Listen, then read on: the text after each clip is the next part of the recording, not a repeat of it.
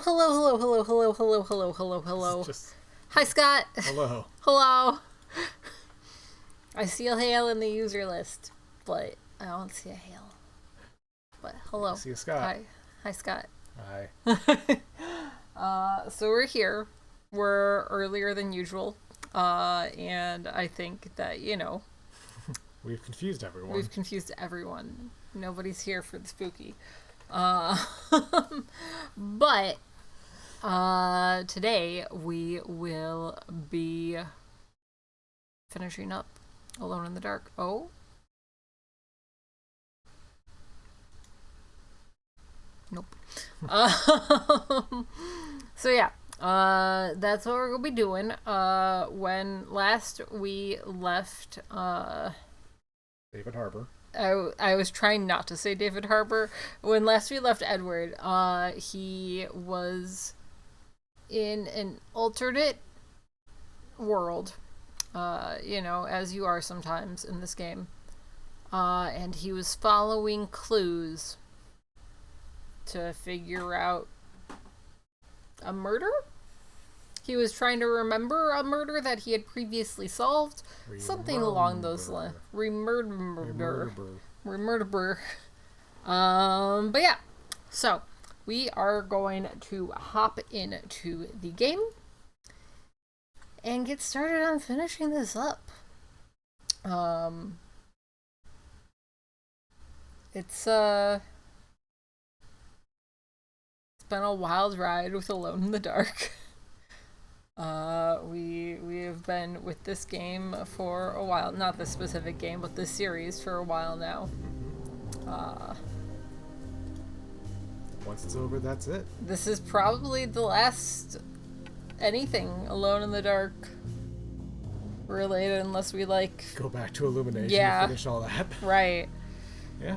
I mean, it's usually 7 years between them trying again. So Right. see I all mean, who 7 knows? years. Maybe we'll still be doing Spooky Saturdays in 7 years. Maybe. But seeing as how the studio that made this game was shut down Yeah, I don't know that. almost immediately after the game released, Might not I mean, work best. this franchise just goes wherever it feels. Yeah, so. somebody will pick it up. Hi, Ajax. Ajax. How are Hello. you? We'll see. We'll see what the future of Alone in the Dark holds. Maybe, we become independently wealthy and fund a studio and we just produce Alone in the Dark. And then it also fails and just takes all of our money Yeah, and yeah. all of our wealth is gone. It'll be fine. It'll be worth it for Alone in the Dark. It's true. I feel that, Ajax. Today's not felt like a day to do things. It has felt like just be kind of a blob day. But we're here and we're doing this thing. We also had tacos, We did. which were really tasty. We just screamed at Scott's phone to bring us to tacos, and Yeah, they brought us to tacos. Yeah, I went to Google Maps, pushed the record button, and it yelled tacos. I want tacos over and over. Yeah, And it led us to a mysterious address that had tacos in it. Yeah. So it was great. we did check that it had tacos before we started driving. Yeah, But 10 out of 10 would suggest just screaming, "I want tacos" at your phone.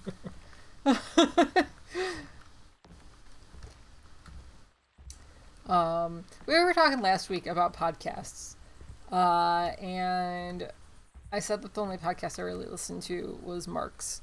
But I also listened to the Try Guys podcast, but I didn't think about it because I only ever watched their YouTube videos that are like the video version of the podcast. That's fair. And a lot of times, they do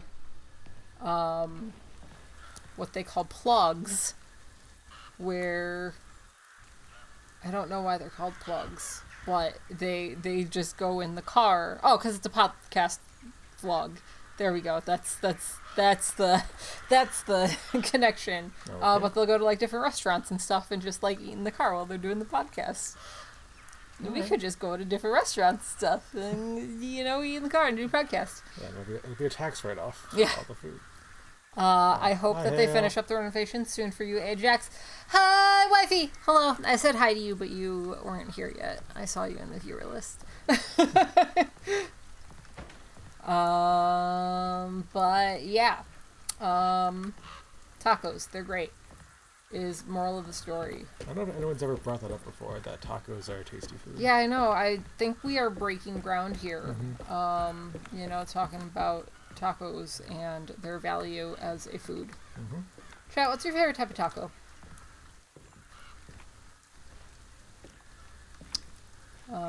Tonight I got al pastor, which honestly, the ones that we had were probably some of the better tacos that I've had. I'm also a fan of al pastor, though I did get a variety because why not? Yeah. If I have the option to try multiple things, I will. What I typically get is cecina, I think is how it's pronounced. Which they did have at this place, but it was feeling like a pastor night. I don't know if I'm going the right way. I don't remember where we came from last week, so we might just be backtracking. We are definitely backtracking. I remember now. We need to go this way. We need to go this way. Do you ever miss the breakfast tacos from Taco Bell? Not the, tacos that had, eggs and whatnot. Okay, I was gonna say, the ones that had the eggshells were atrocious. The ones that were what if we pretended that this was a chicken and a waffle taco by just having a taco shell that was a waffle and putting a piece of chicken in it? I miss the breakfast crunch wraps. Those were everything that I wanted out of, a fast food breakfast. That's fair. I mean, crunch wraps are probably the best thing at Taco Bell. I can't have them anymore, but,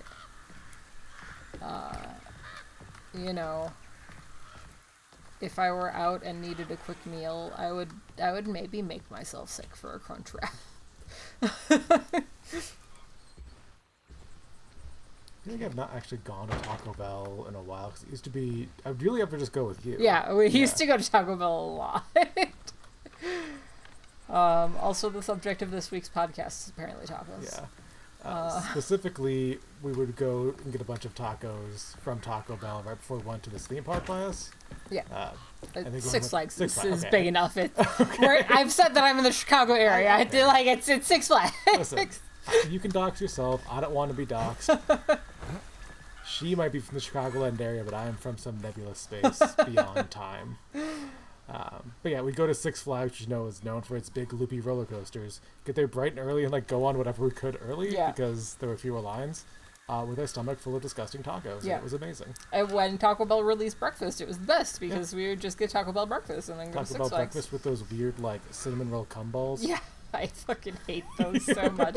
They're one of Greg's favorite things, and I'm just nope, I'm not into the jizz exploding in my mouth of these smushy balls. The first one's entertaining. The second one, I'm alright, that's enough. Yeah, no.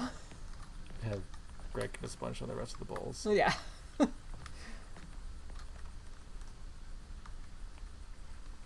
feel like maybe we already did the thing we were supposed to do here, and now I'm supposed to backtrack.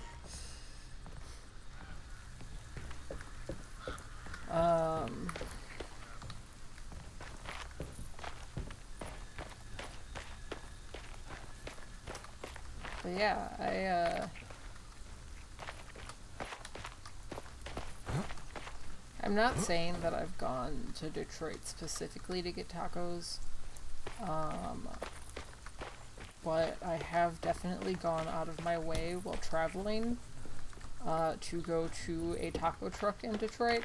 When I was driving out to Toronto, I specifically detoured to go get tacos from this taco truck that I really like in Detroit.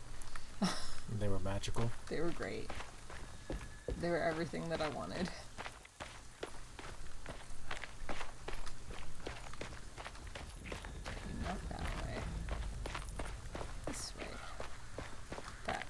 Or that way. Or this way. Okay, not this way. What's down here? No. Does that just bring us back to where we just were? I don't know. I think it kind of looped around on itself. Yes. No, don't do it! God damn it, David Harbour. Okay. All right, game. It's okay. You don't have to die.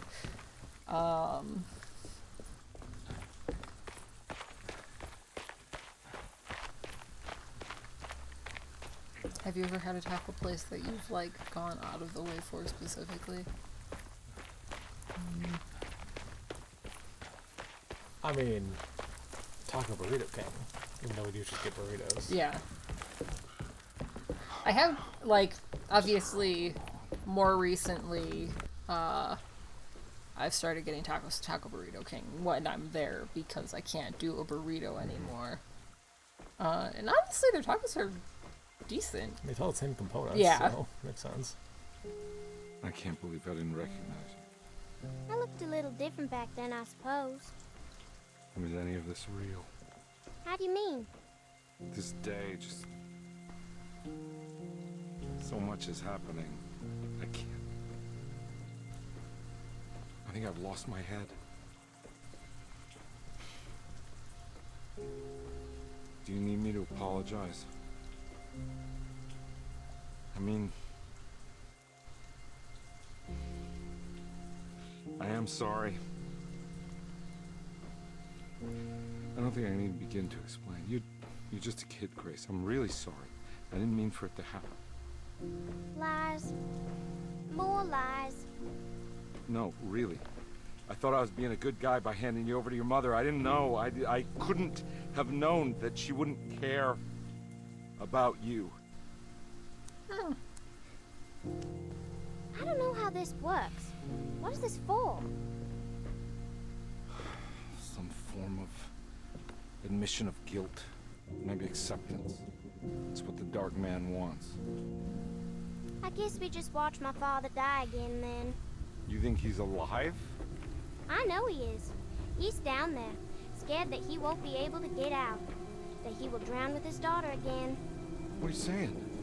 We gotta save him! We? Do it yourself. I'm down there with him, remember? So Grace is a ghost? I don't think she died. Well, he said, Can I but really save that she's It's all happened so long that ago. her dad's afraid he's gonna I have to drown with find a his way to daughter get down again. there. What I think probably I have to happened see is it with like... my own eyes. Uh, There was a boat at the house where I entered. If I can raise the bridge, I should be able to get to the car.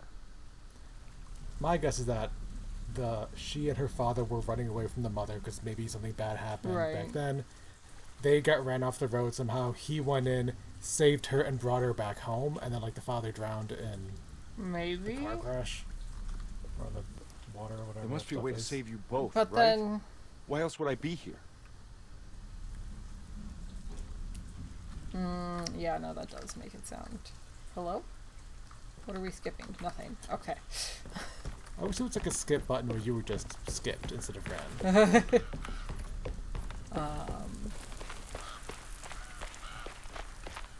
Going back to the earlier Taco Bell discussion. That's the important part. Yeah, I don't do Taco Bell very much anymore. Specifically because like all I can eat at Taco Bell are the Power Bowls, which delicious. If you need like a quick whatever to just like grab. But kind of boring if that's all that you're eating.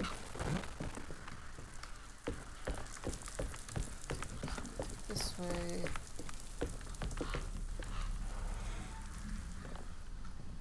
Ooh, health. Man, gun. My gun at me bullets. Bullets that we don't need apparently. Hi, This must be where Snipes! The bridge is up. Hello. I hope your day is going great. Nothing's happening. It's like something's holding it back. Symbolism? Symbolism.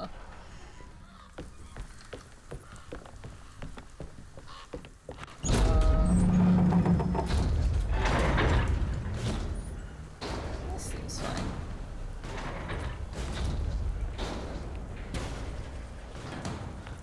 What is making that noise? Well, the bridge does seem a little twisted. That seems probably not good. I just jump down here and go. but alas.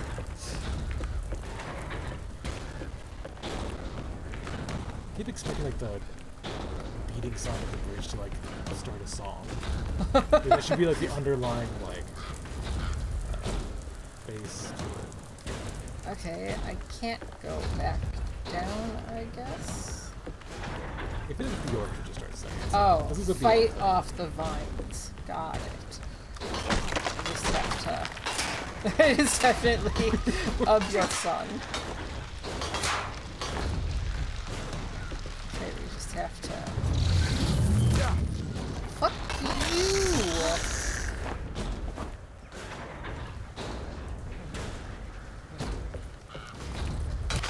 I mean, she wasn't that famous dancer in the dark, from what I was saying, but it could have been a sequel to Dark. It could have been. Like, how does he start putting up that track? Yeah.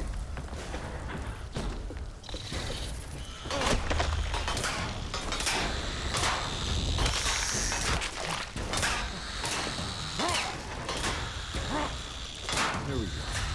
Should be able to pilot the boat. That's not what I wanted to do. Oh god, frames.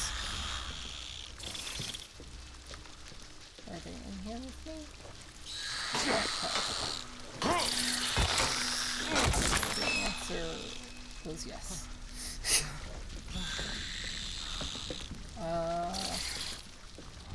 Oh. Or not. Okay.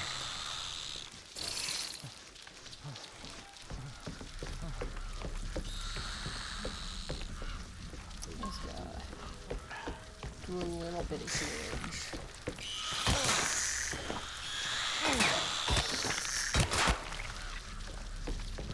How do I get back down?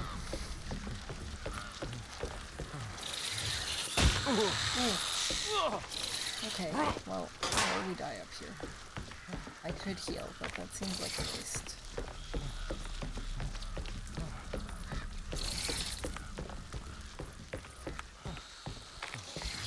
Until I know how to leave. Oh, here. Oh. It is on me. I am dead. Okay.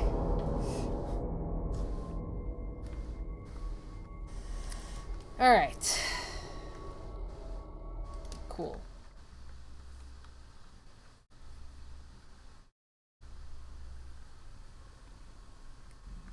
This is fine. Give me that. Don't need those. Already have hatchet. This must be where the bridge is operating. That. Nothing's happening. It's like something's holding it back. Yeah. Okay. Run. Hi, Kayla!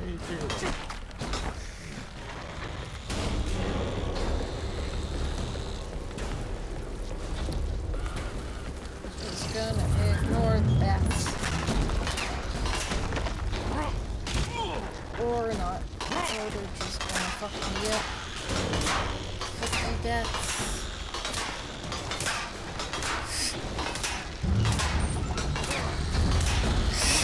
Okay, this is clearly working.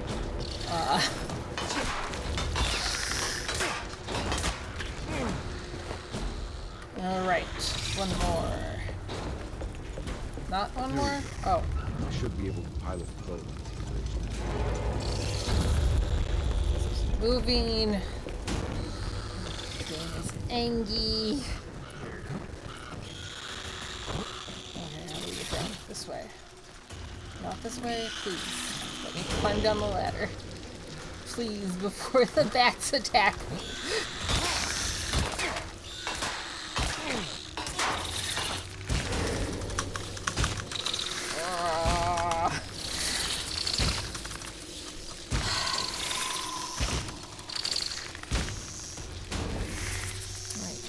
Maybe we just kill the bats.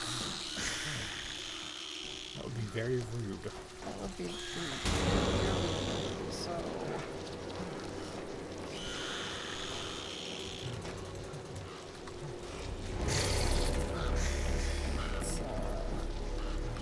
let's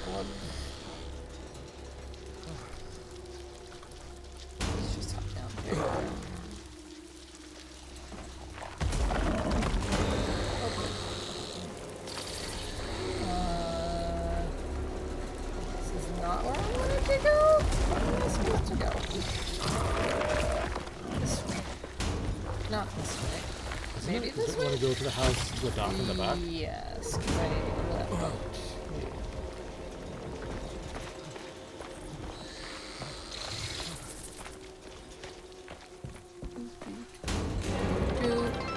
Pine! Thank you for that 13 months. I appreciate you. Let's get some shoes going while we are in this cutscene. Boop, boop, boop.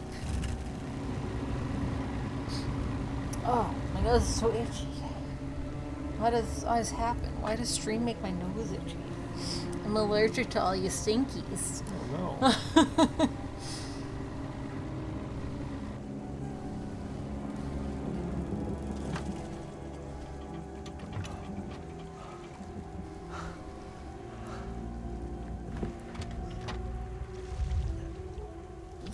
This is a questionable way to save somebody. It's us! Oh no! What was that pixelization that just happened?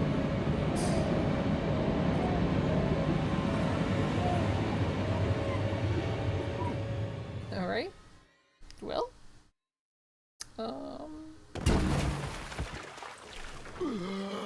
Hey, you finally made use of that bathtub of yours. Yeah, finally! God, Carnby. Are you okay? There was a purpose for the bathtub. What the After hell all have you this been time. doing? What's going on here? Look at this mess! I'm sorry, Mrs. Thompson. Don't make me kick you out of this house. Now get out!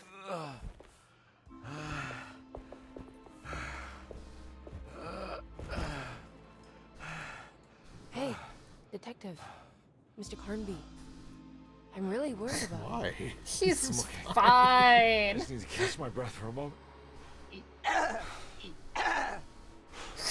This place, there are some very disturbed figures around here. And I don't think it's just the patients. Thanks, Emily. I've been reading some things about how Dorsetto has a deranging effect on people. I think it might explain things. What? Just take it easy, okay? I'm gonna go find a way into Dr. Gray's apartment. I want to know what he's hiding. Emily, don't worry. I think I'm close. I'm gonna set everything right. Just be careful.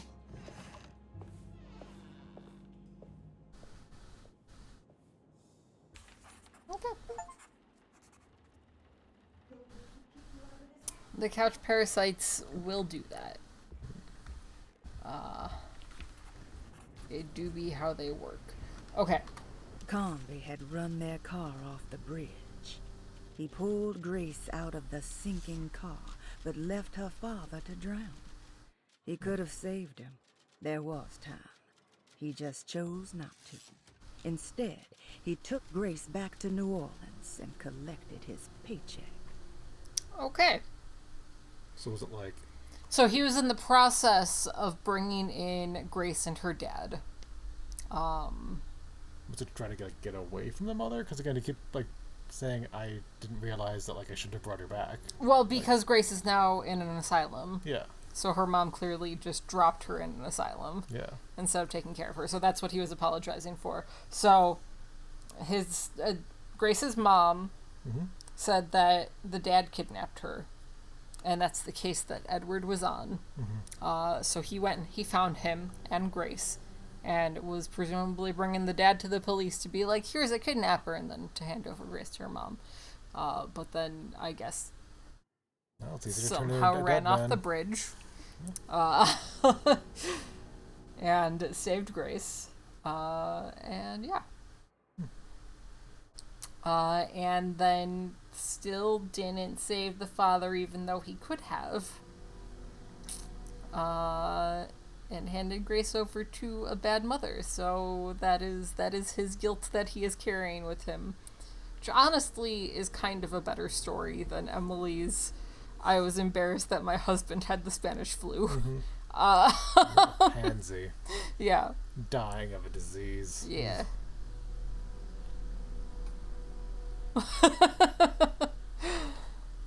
That's pretty great fun. Alright. Let's clear all of these rooms because we should be able to... Okay, I can't go in that room, I guess. Why are you making notes? Why do you keep saving? Why is room 6 locked? Is this what happened last time, where there were just like a handful of things and I couldn't complete them because the game was a bitch?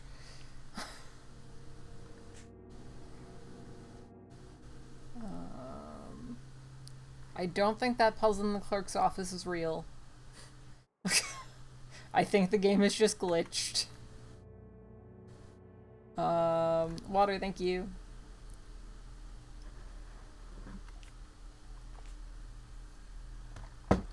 I think all of this might actually just be glitched. I can't guarantee that though.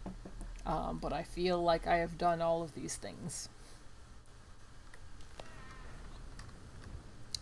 If that's what you must believe, that's what you must believe. We're visiting Dr. Gray in his office? Well, we also have these objectives. Give the kids something to play with. Are we supposed to leave something in Grace's room? Isn't that the room that we just tried to go in? Can I not? I mean, judging by the lighting, I think you're in, like, Freaky Nightmare World right now. That's some form. Maybe. Hi, puppy lover! How are you? Hello.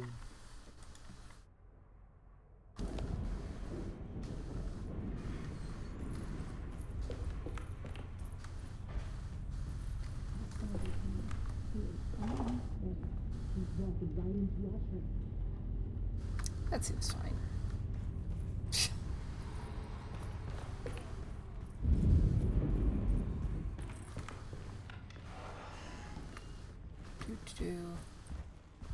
Hell yeah. I'm glad you got a good nap.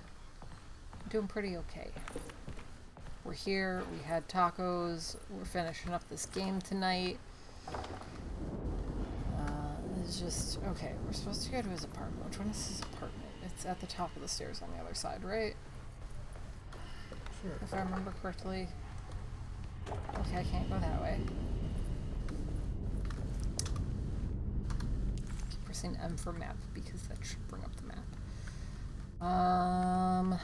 Because I think... Yeah, this is his apartment. So I should be able to go up these stairs. And go that way. Also, just a quick heads up while we're here finishing up this game. There's gonna be at least 2 weeks without any Spooky Saturday after this week.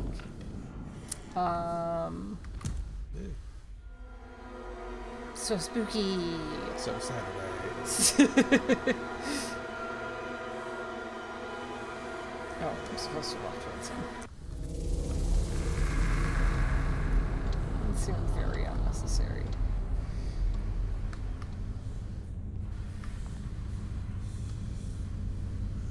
I mean, the door opened, so I felt like I should walk into the darkness, but the darkness isn't where I was supposed to go. But yeah, next week is Scott's birthday party, and then the week after that, I'm going to be doing prep for Chris's birthday party. So, Saturdays are about to be very busy. The week after that, I'm gonna be out of town. That might be a Spooky Saturday. So. Yeah, I might do Sulu Spooky? Sulu Spooky! If you need to make an effigy of me just to hang out with you while it's spooky, that's fine. I can give you some hair if there's plenty to spare. Just give me Scrat. Sure. The audience loves Scrat. The audience fucking Detective, loves Scrat. am I glad to see you? Lock the door, will you? I don't think Dr. Gray would appreciate us snooping around. What's going on here? Your skirt is like It feels so strange. It's glitching out. Yeah, it's fine. This game was definitely super ready for release.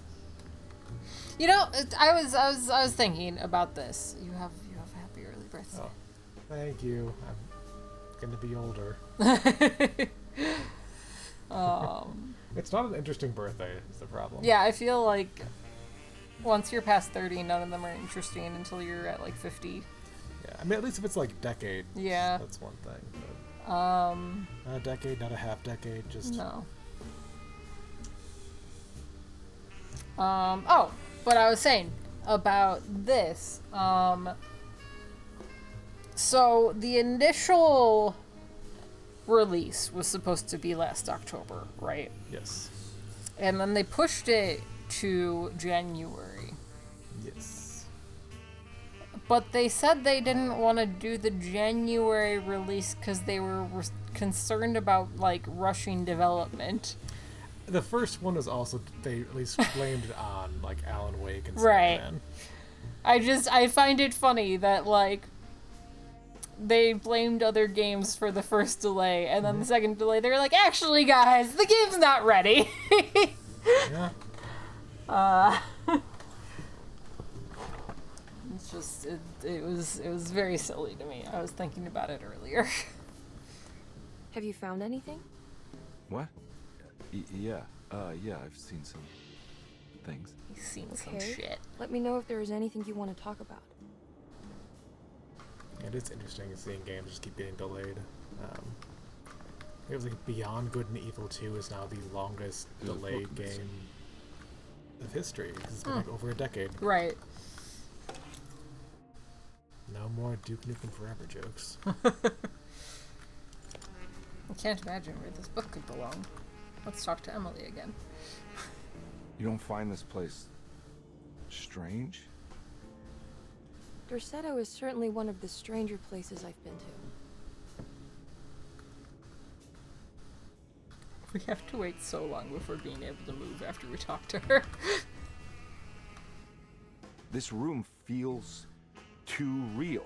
Hyper real. More than anything I've ever experienced. What? Okay. I don't see what you mean. Forget it. I gotta get back to breaking the contract. Yeah, that's what I was doing.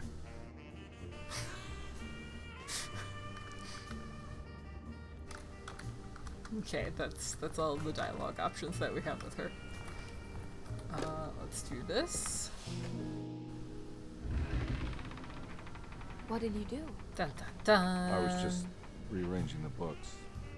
I wouldn't Oh, call come that on, let's check it rearranging. out. You found a book on the desk and put it on the shelf. How often do you think it is that someone is like going in, like straightening up the room, just trying to clean up the place, and accidentally Right. discovers secret passages? Like, oh, that Dr. Gray just always leaving his books everywhere. I think I'm beginning to understand. Dr. Gray is dealing with some kind of mass delusion.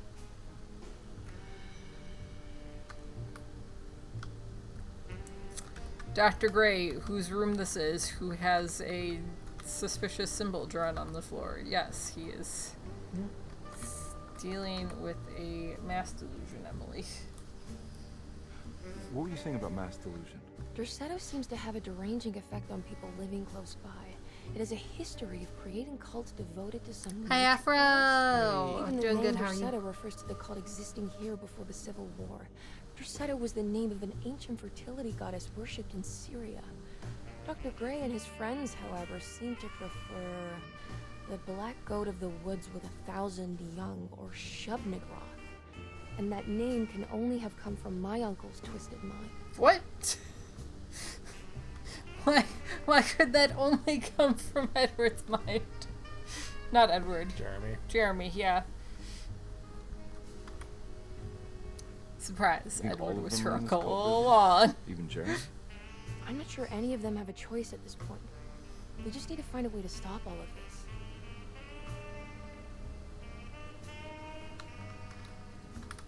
Is that all the dialogue with her?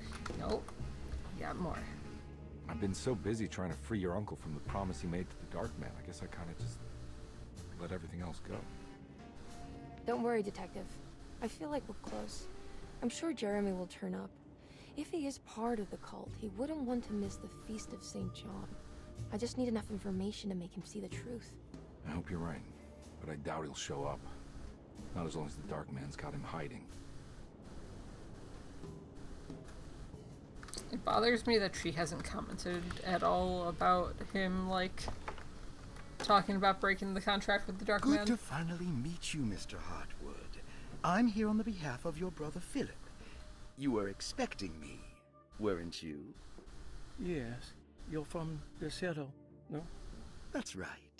I just wanted to ask you a few questions to see if there is anything I can do to help you and your family. Okay. I understand you're full of imagination. You make up a lot of things.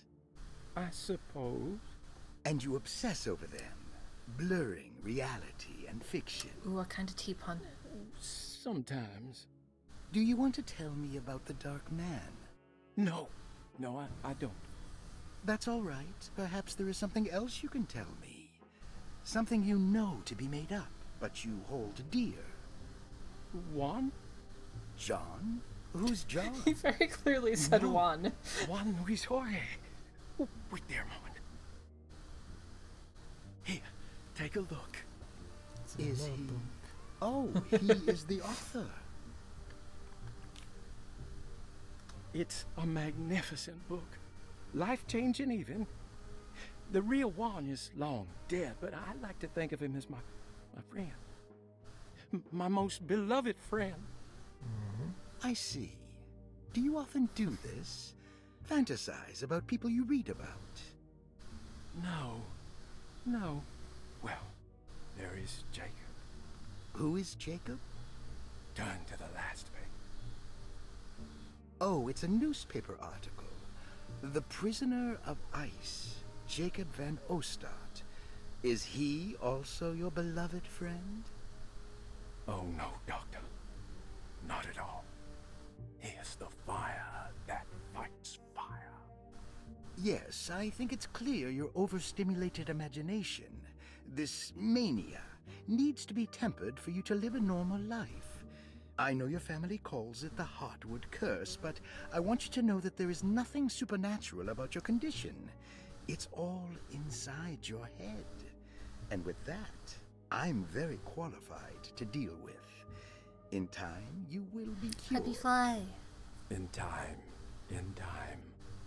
Yes, in time we will exorcise all your demons, all the dark men. Please, Mr. Heartwood, calm yourself. What happened? Oh, don't you worry your little head about it, Miss Heartwood. Your uncle and I just had our first breakthrough. Pun, that tea sounds amazing. I don't know how I feel about That mark on the floor looks like talisman positions, but from which direction should I look at? about the edible glitter, but It does sound good. the tea itself sounds great. A lot going on. The Snake Dagger, But the a glitter makes it monograph better. by Yael Klein. In Ludwig Prin's book on pagan rituals called The Mystery of the Grave, as translated by Nicholas Vachy, there are several references to a sacrificial dagger called the Snake Dagger. It has long been thought of as a poor translation of the original text, Bolt is that it a would big be sleepy more boy right now. appropriate with worm dagger from the Latin vermis cultrum. This seems natural following the recent consensus that the original title of Prin's book, De Vermis Mysteris, should literally translate to the mystery of the worm. However, this would take away from Vachy's great effort at translating the underlying meaning of the words and revealing several cultural beliefs. While Prin certainly was using the term worm as a symbol or synecdoche for death and the dead, which is made clear by the contents of the book, in the case of the dagger, we shouldn't be too hasty to dismiss his translation. Reading through Vachy's correspondence with his patron, it appears that he had more than just the Latin text at his disposal. Vachy had dug up Prin's living relatives and uncovered several cross-referenced historical texts and an actual snake dagger. The dagger was dated to the early Middle Kingdom of Egypt and had such a clear shape of a wave that Vachy considered calling it the sinusoidal blade. Knowing the full story, it seems prudent that he chose to translate it as snake and not worm. There are several reasons why this choice of word helps us understand the pagans that Prin's book attempts to describe.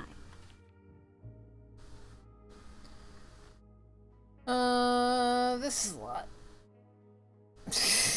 The symbolic listen value to of the shape becomes more There's a apparent lot. when reading about the use for They the dagger. did keep all of In the passage wordiness of the first possession game. and exorcism, we find the snake dagger poisons the poisoner within the victim and is therefore pacified. Where the literal text would tell us that the worm dagger trumps the demon possessing the victim, it tells us nothing of their reasoning. Only that somehow this dagger wins against the demon. That makes sense. Like it had the better hand in poker. Vahi's translation allows us to follow the underlying logic to the ritual magic that is being performed. Poison the poisoner. Sounds like fighting fire with fire. That to hurt the demon possessing its victim, the priests would have to fight back with a power that is known to the evil they are fighting. The snake dagger is therefore not only a good way to describe its form, but it also helps us understand how it could be thought of as a useful tool for exorcism. Woo, exorcism. Finally, it also helps us understand their relationship to lunacy, that it was thought of as something poisoning the mind rather than controlling it. What is also interesting to note is that the possessed are always considered poisoned in their head and not their heart. The snake dagger always went to the eye of the possessed, leaving them partially blind, if they had the good luck to survive. I was gonna say, like, you stab somebody in the eye, depending on how deep you stab, there's a brain back there.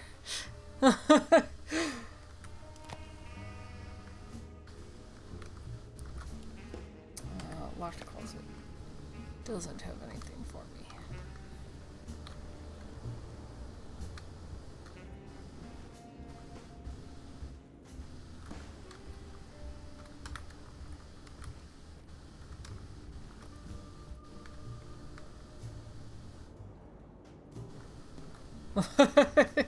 Yes.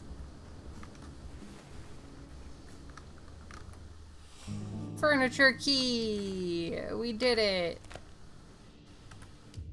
No, no, Has that been there this whole time? what do you mean this whole time?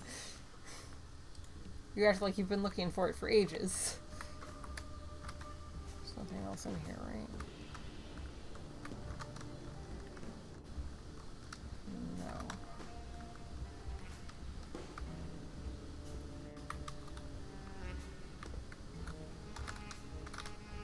The orientation of the controls changes like every 5 seconds in that area.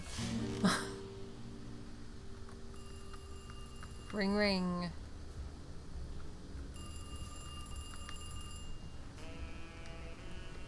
Where's the phone? Is it in the other room? Yes.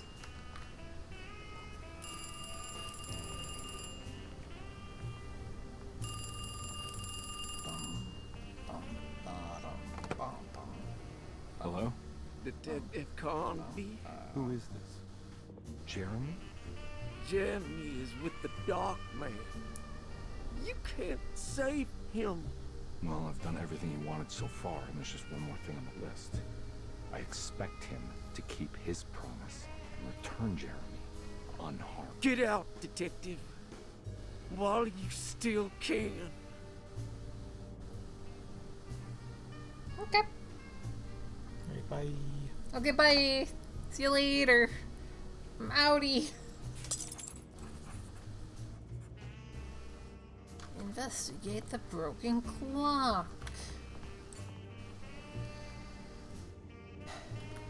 I don't know what I would have said in the other room.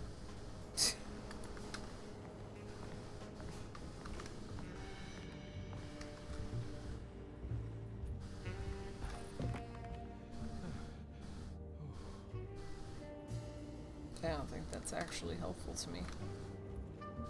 No? Isn't that the 3 rings? But it only gives us characters for the outside ring.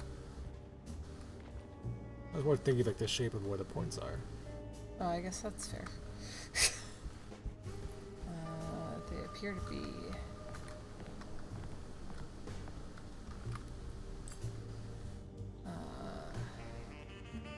good night, plants. So? And then the smallest one, just need to rotate a few times. I guess because the middle one, I guess, needs to be pointing 180. So like, Does it? So it's pointing upwards. Oh, okay. I thought the outermost was the one pointing, and then the other two.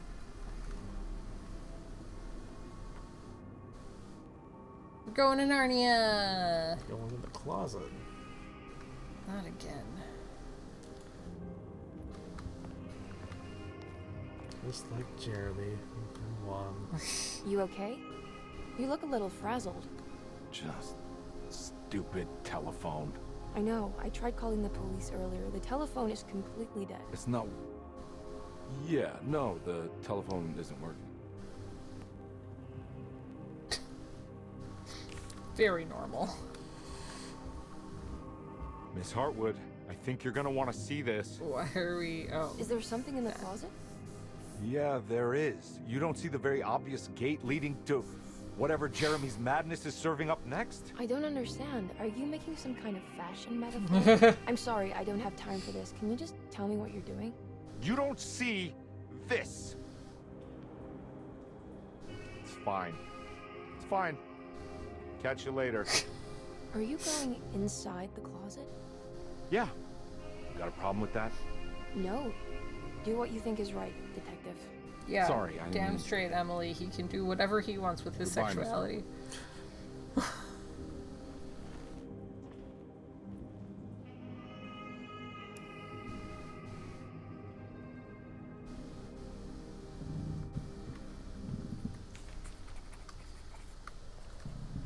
All right.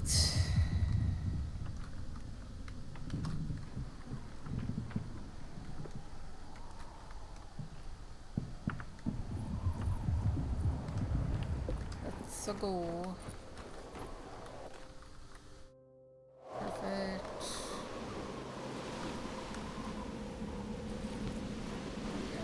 Here.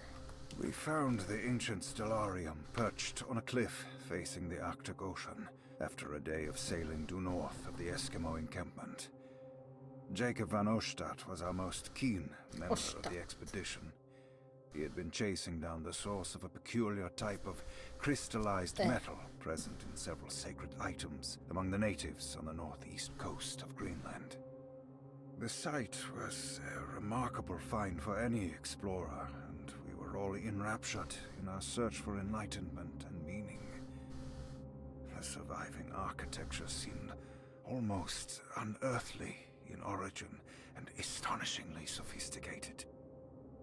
The metal Jacob was searching for was abundant, almost ubiquitous. We were so taken by our find that we were surprised by the sun falling below the horizon. As we quickly picked up our gear, ready to head back to our camp, Jacob van Ostad declared that he wanted to stay. He was adamant. We begged him to reconsider. The night would be getting colder by the hour, and we feared for all our safety. Jacob refused, threatening us with violence if we wouldn't leave him alone. As the snowfall turned heavier, we left him there on his own. The next day, the weather became worse, and we had to spend hours enforcing our shelter as our tents became increasingly useless. The group had written off Jacob, thinking he must be dead. I had an urge to make one final attempt to save him, so I headed out as darkness fell with a handful of flares and headed toward the coast and up the climb towards the stellarium. That's when I saw him, transfixed by a burning sky, that celestial lantern. Jacob keeled over and let out a painful shriek that struck me with such fear and pity. He was crying in agony, for the cold weather had ravaged his flesh. I called out to him, and he turned to face me. His vacant stare held me in place like a needle through a butterfly, and he said, "You must leave now, Heshtan. Go, and never come back." And so I left. Just fucking dipped.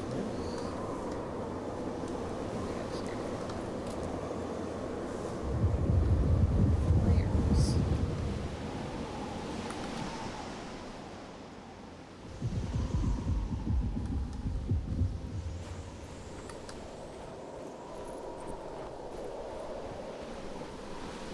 Oh. Huh. I don't remember. Oh, I guess New Game Plus, higher difficulty.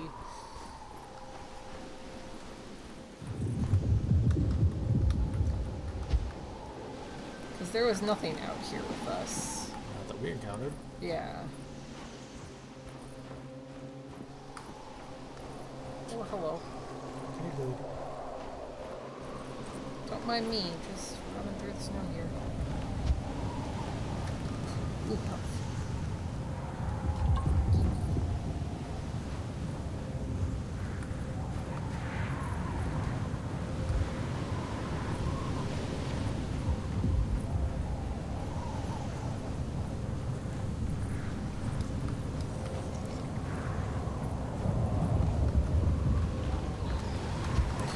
Ooh!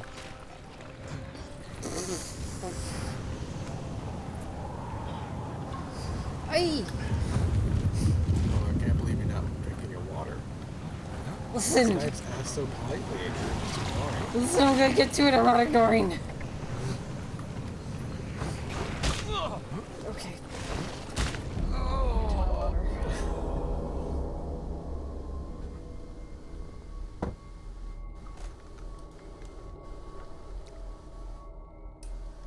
Well, that's fine. It's cool. It's fine.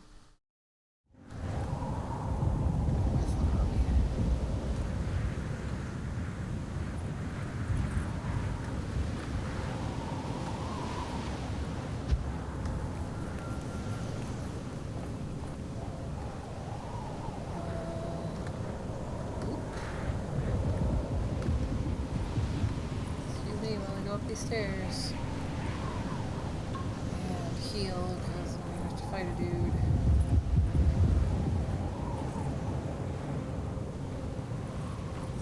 Let's make sure all of our weapons are loaded. Yep, okay, cool. Nice, you died 2,400 times so far. Nice. Make a wish. I wish that this was shockingly easy. I don't die another 100 times in this next fight.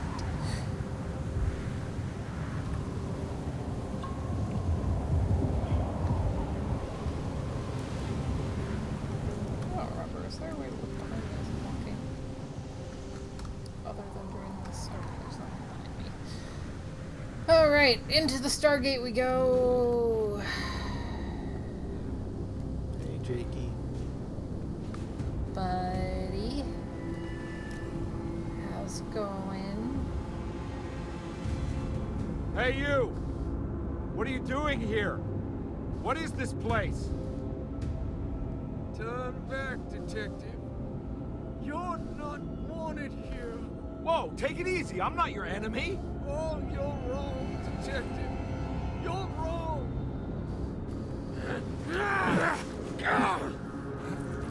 At least I don't dodge this time. Oh god, I'm stuck.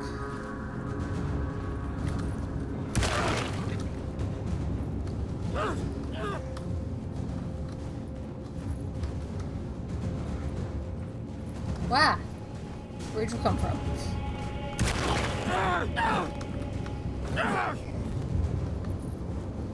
Load.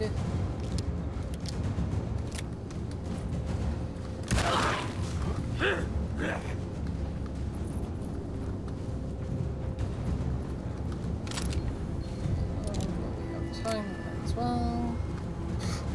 Oh, this motherfucker snuck up behind me. Okay. Hey, surprisingly easy. That went much smoother than the first time we tried to do this. My wish came true. Would you look at that? Is there anything for me to collect here? Any health by chance or anything like that? Herb.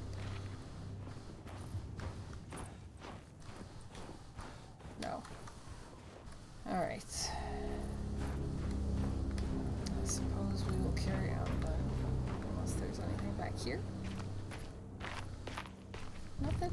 Nada.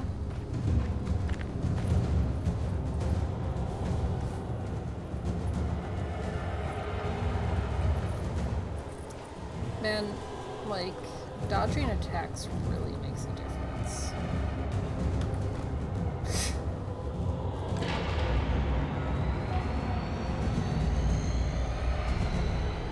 Alright.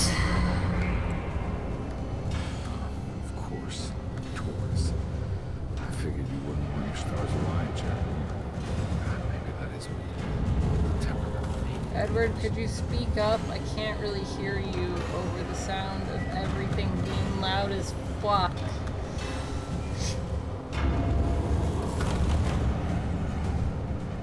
Alright, we did it.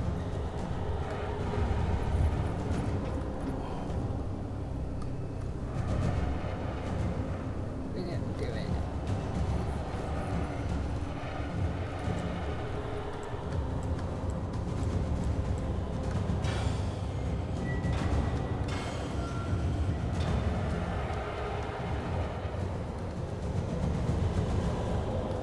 There we go. It's like they can't continue moving it. Something's gotta happen somewhere.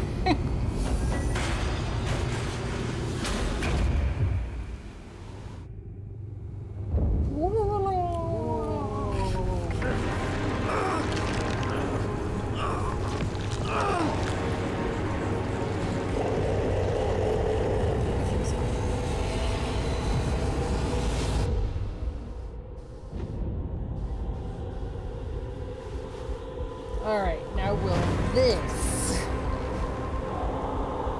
go smoother? God's sake, stay dead, will you? Oh, I needed to.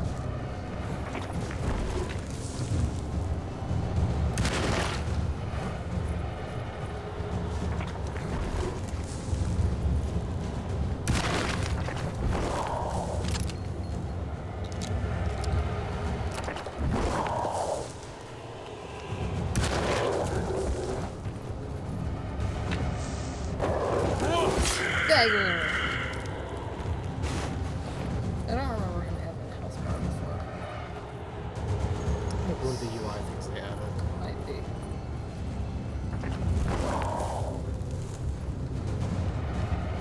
Just seeing what items I can collect here real quick. Unfortunately, shotgun ammo. Oh, I didn't want to get hit.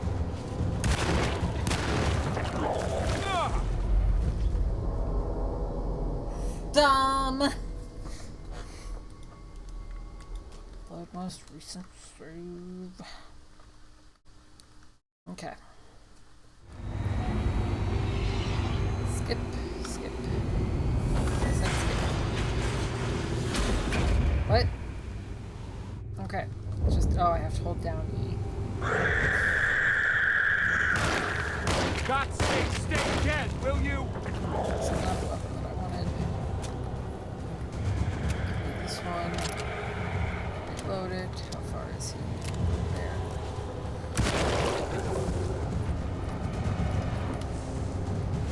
Can I stab you? Yes. Trunk. Distance. Reload.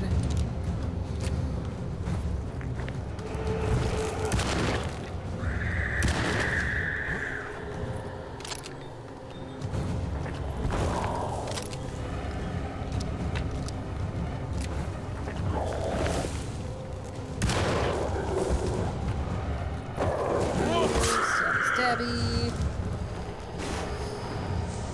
Right. Reload, not reload. Okay. Machine gun.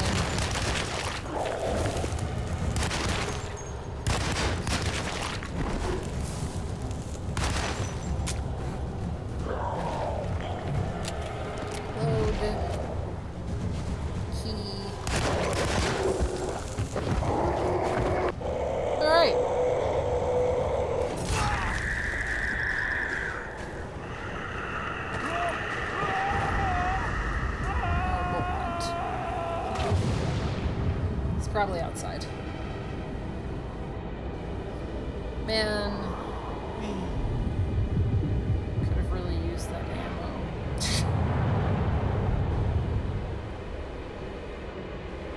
Hi, Ash! How are you?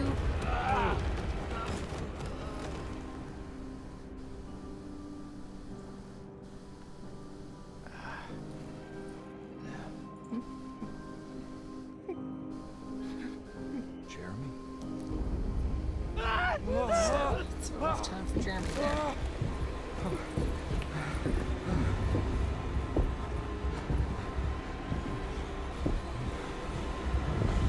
I did everything!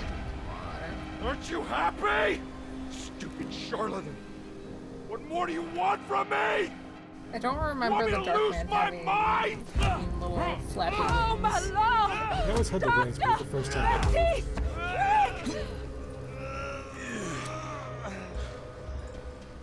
Jesus. What are you thinking, compadre?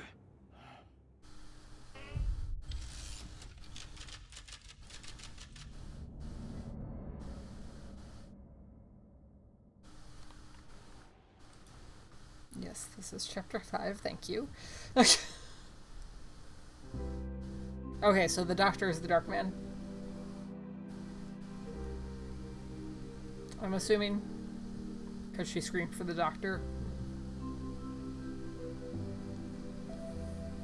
So he was just manipulating Jeremy by wearing a costume. I mean, I don't think it's necessarily a literal thing here. Yeah. You awake?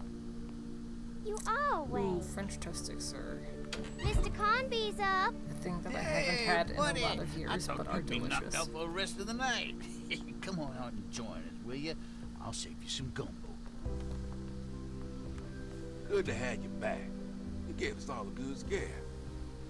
What happened? You had a psychological breakdown. Sorry for manhandling you, but you were being violent. You stabbed Jeremy and then punched Dr. Gray. Are they okay? Jeremy's a little strange, but everything's back to normal. Really? All thanks to you, combat. You want to try standing up?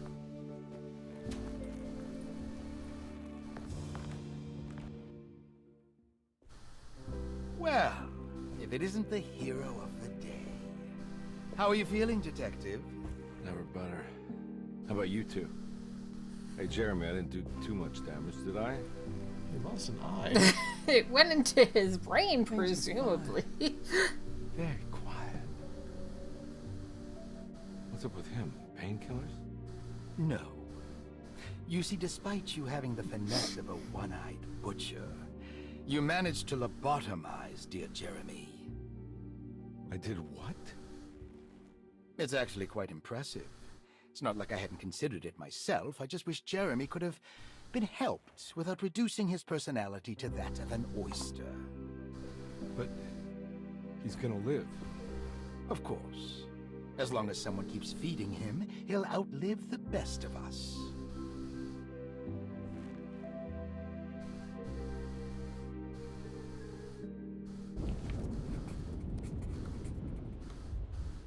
Does Emily know about Jeremy's condition? Yes. Yes. She seems to be handling it quite well under the circumstances.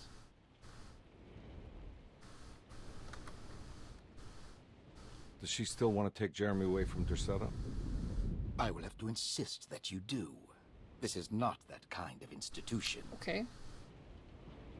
I feel like he would be very easy to take care of, but you know. Jeremy, hang on for a little longer, okay? We'll be going back to New Orleans soon. Oh, good.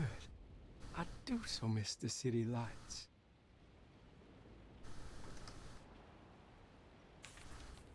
Okay. Cool. Case closed. Detective Conby had Case found closed. Jeremy and brought him back to Dercetta. Except he not. worried that Emily wouldn't be all that happy with his performance, considering Jeremy's impromptu brain surgery. Maybe she would refuse to pay him in full. It was the kind of thought that would normally infuriate Conby, but right now he just felt happy to be back. No matter if he would be seeing the $150 or not, he couldn't wait to rendezvous with Emily and go back to New Orleans. Perfect. I can't go into the house right yet. No, anything that's not complete cannot be completed. No. Which is annoying, but fine. Hey, Ruth. Glad to see you made it back to Derceto. You too, Detective. Make sure to stay for the festivities. It's no Mardi Gras, but it ain't bad. I love her so much. You seen Emily around? I saw her packing some things into that old jalopy you arrived in about an hour ago. I'm sure she hasn't given up on you yet.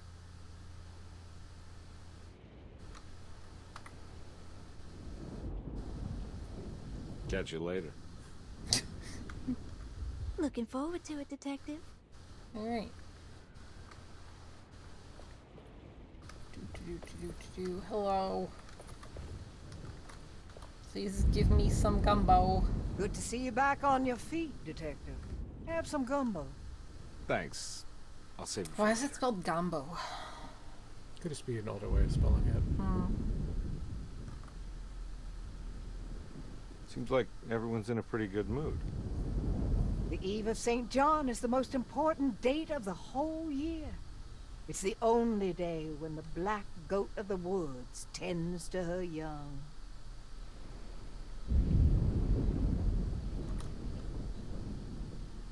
I'm gonna go look for Emily. Don't worry about her. She wouldn't leave without you, would she? She might. I don't really know her. You know, that was just working for her. I can't go over there now. Okay.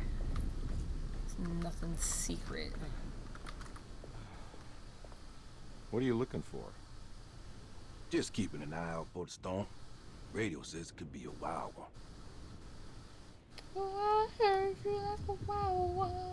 You don't know where Emily is, do you? She's packing some of Jeremy's things. Said she wanted to take them away. I'm sure she'll come and get you when she's ready. You sure?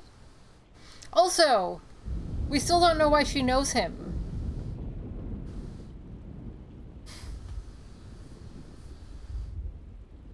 Why does the game never explain? Or why Emily knows him? Yeah.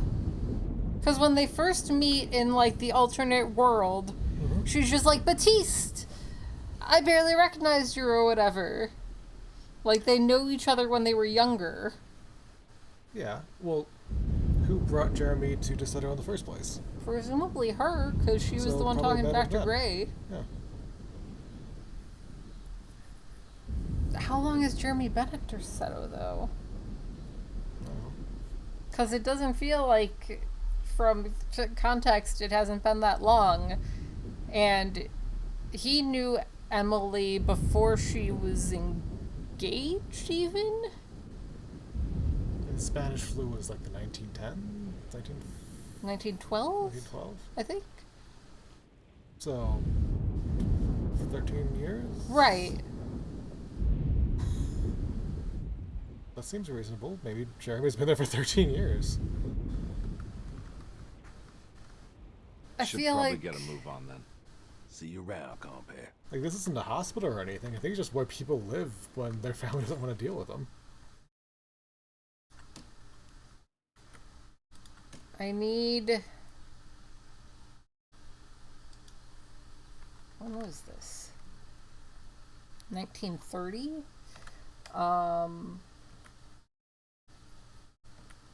I was looking for the paperwork from Jeremy's intake because I thought that it was... No. No, do not wait for Ms. Hartwood. We have people to talk to.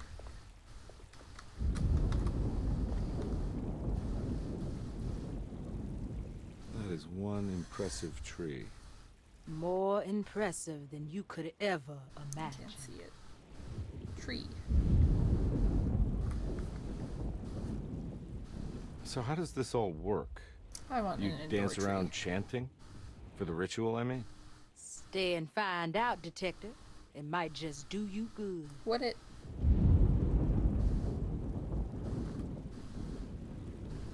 You haven't seen Emily, have you? No, Detective. I haven't.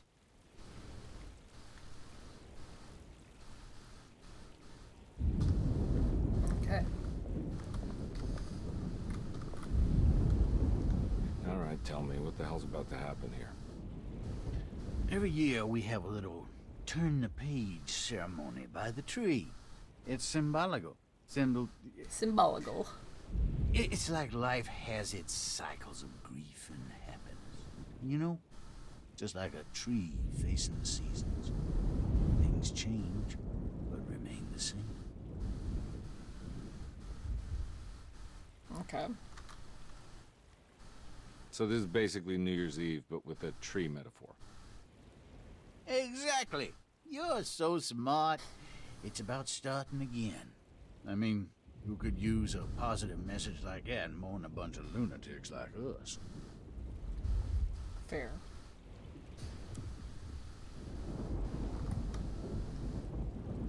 I get the feeling some of you think this year is going to be special. Any idea why? Well, we got some new words, thanks to your buddy Jeremy, and some other changes to the program. Let's just say we're all in this year.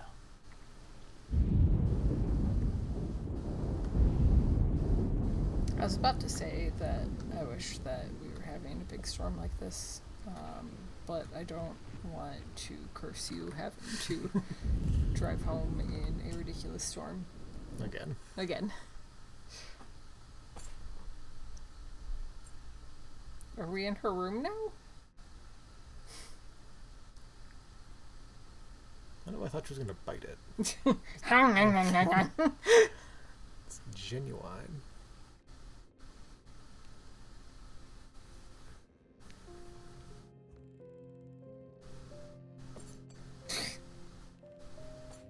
Okay.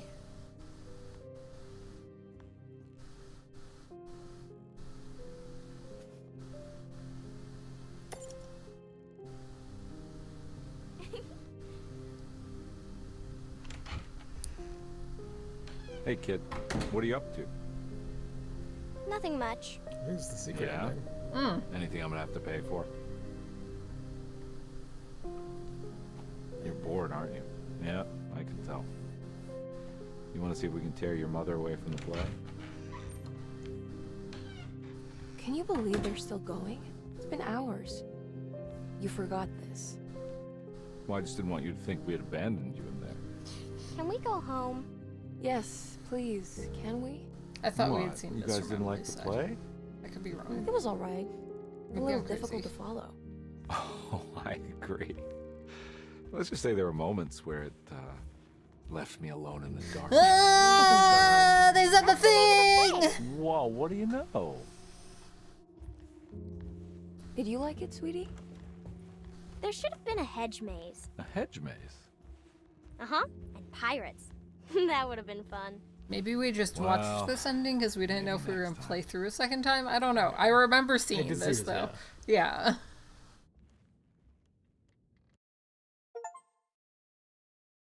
What just happened? Well, we just got the achievement, so we definitely didn't play through it before. Oh, that's the end of the game! We beat it! It doesn't count. We beat it! You gotta kill that ghost. We beat it! Scott, we beat it! It's beaten! Okay. I guess we can go back and beat the goat. I guess.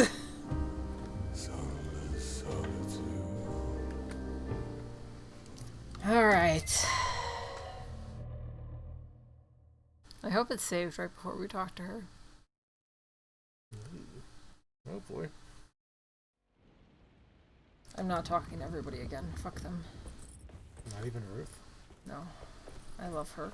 But She's not for talking to. we are going to talk to Grace, though, because... Hey, kid.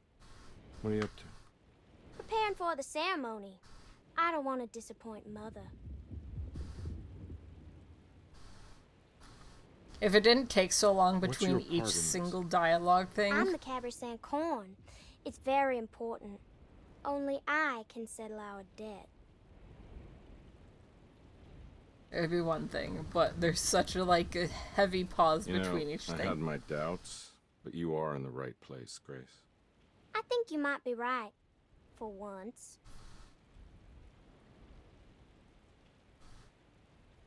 Okay, so secret ending is that Edward and Emily are parents and What is it? What do you want? Don't worry. I'll remember. You should have the...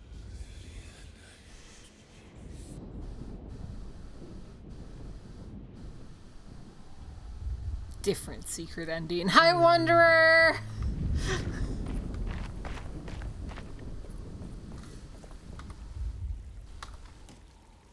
Different secret ending. Everyone knows what to do? Y'all know the new words. Mrs. Thompson, we talked about this. I'm not sure everyone is comfortable. Doctor, I insist. This is important. We've waited for so long, Doctor.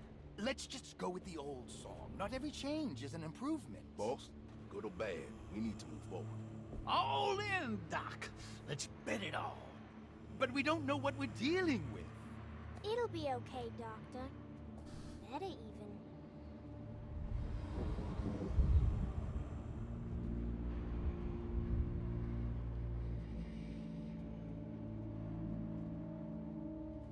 Ever there praises in abundance to the black goat of the woods. Hear us, mother. Take pity on us.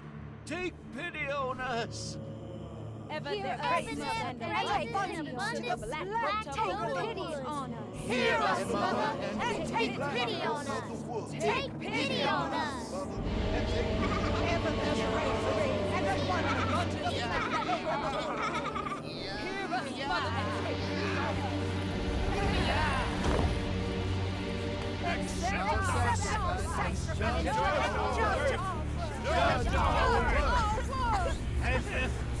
Stop! Are you crazy? This here's what needs to happen, Carlton. Grace, stop!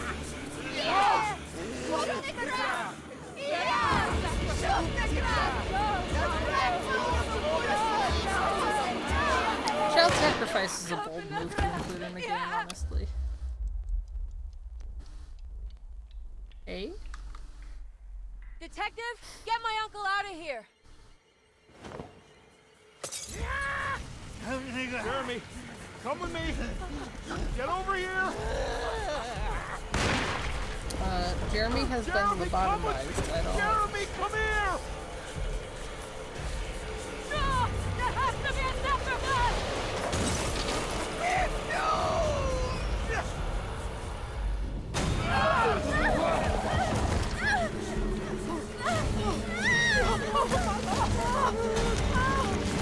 Jeremy!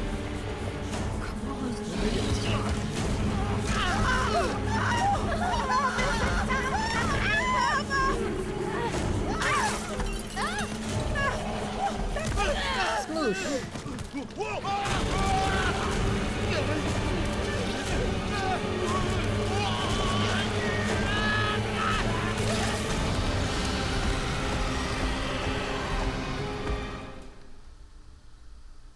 Okay.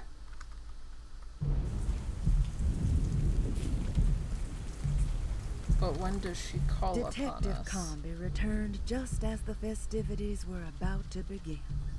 Emily was grateful that she didn't have to sit through whatever ceremony the people at Derceto had fashioned. Did I do something wrong? Instead, they excused themselves and made their way to the front Should I have side of talked the to everybody house. instead? With a tremendous sense of relief, Emily climbed into the Remember this showed up before, though, She where watched Comby ready the back seat for Jeremy explanation didn't seem to in the line up with rear what was view going mirror. on. Well, right, What but a the long night she the thought. objective isn't there. Thank God, it's all over.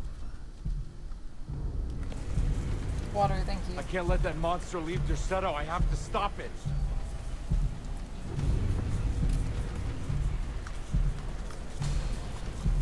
a single shotgun shell.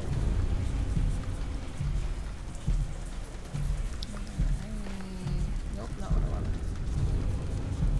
Is there anything over here? No, does not appear so.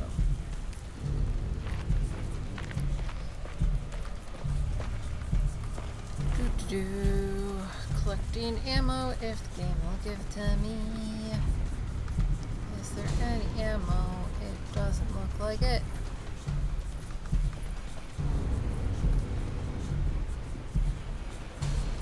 It's like maybe I was supposed to talk to them instead of waiting for Emily.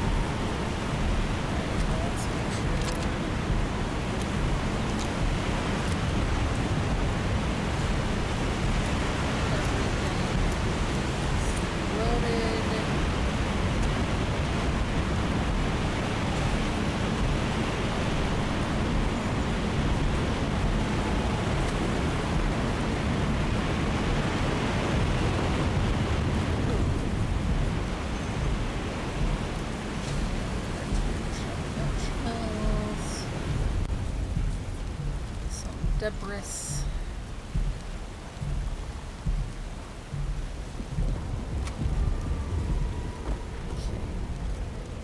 there is a secret ending, but I don't know how you would have known how to do. Okay. So like during the cutscene, you had to push a button combination. It showed the A in the corner, but I don't think I pressed it early enough. Was the problem? You had to push L3 I guess on the controller. I'm not get to the right. Yeah, no, it gave me the button to press. I just didn't realize it in time, I think. Stop moving. Just wait.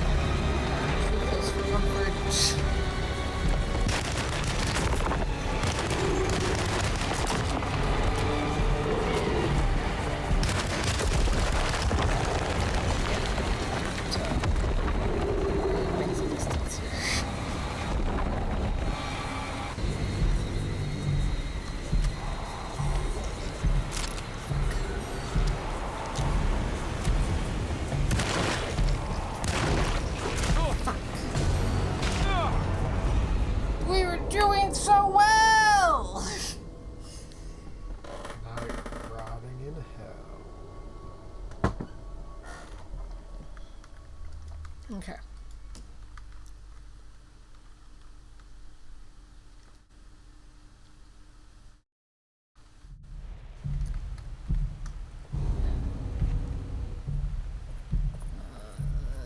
Is this ammo that we need? Yes, it is.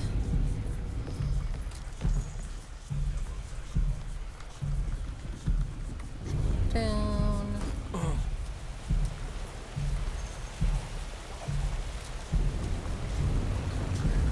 Just breathe. Alright, make sure everything is properly loaded.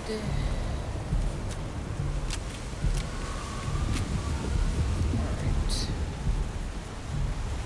Now, get to it. Really just wanted to grab that heal real quick, but I'm not allowed.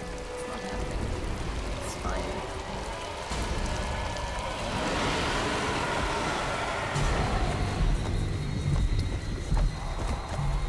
Can't see.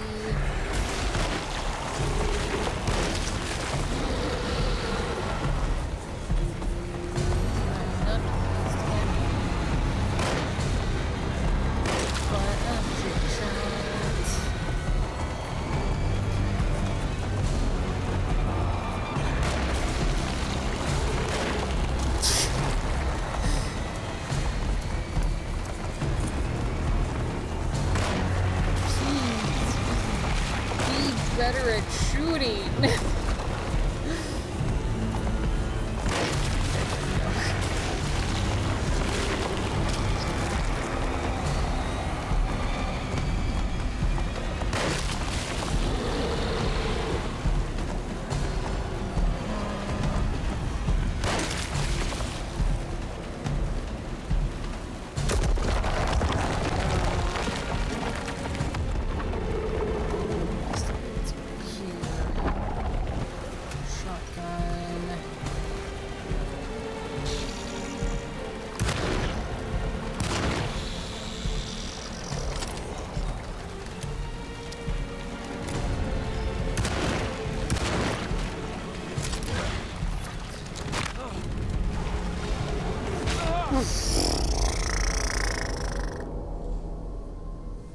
I think I'm overly confident because the first one was going so well.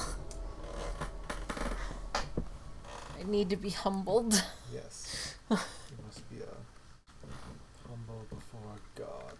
Let the black go to the woods. Humble before the mother.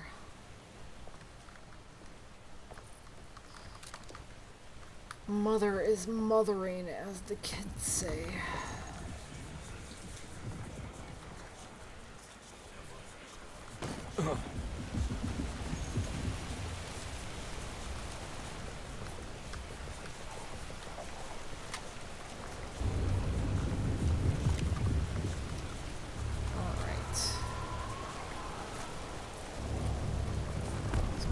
Here.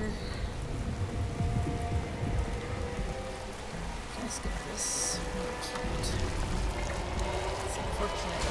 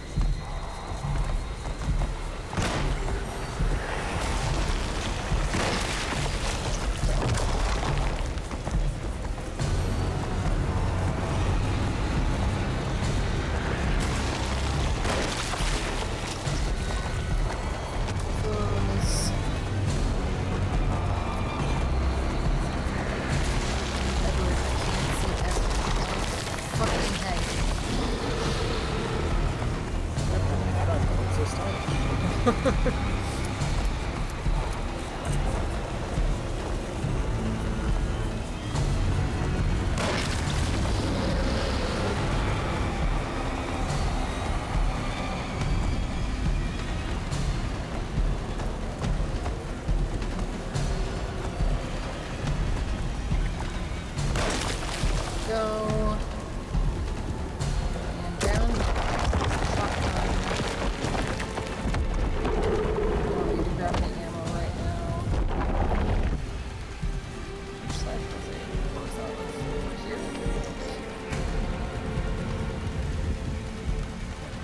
Why am I not firing? Hello?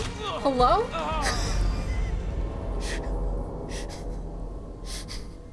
Why was it not do? I clicked the button, but it no do. You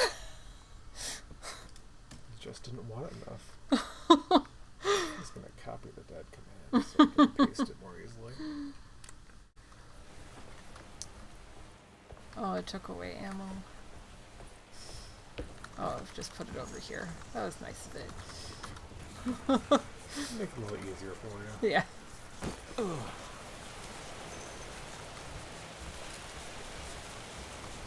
Oh, I can save, like, right here, right? So we don't have to keep doing that.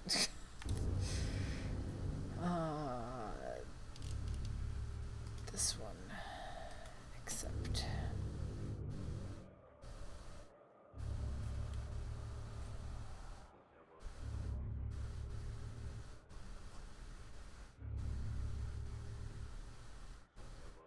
Yes. I was just looking at the timestamps for these. Sorry.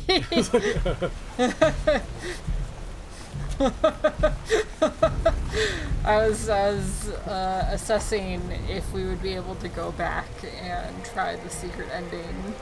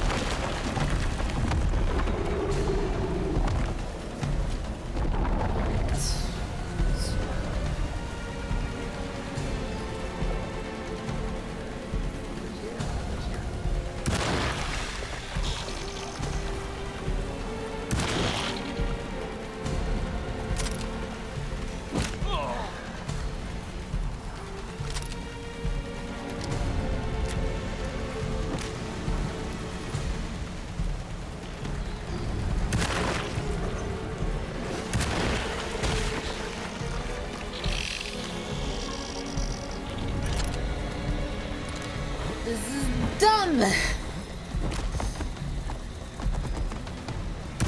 Yes. Nope. Okay. Alright. You know what? Maybe that first time was a fluke. Maybe I just... Maybe I'm just not that good at this game. You're not expert alone in the darker? I mean, you would think that I would be by this point. Oh no, it took away all my ammo. The game is tired of... Wait, hold on. Oh, it's because I already have the ammo. I forgot that the fucking load in is weird and doesn't load you where you saved, just... Yeah.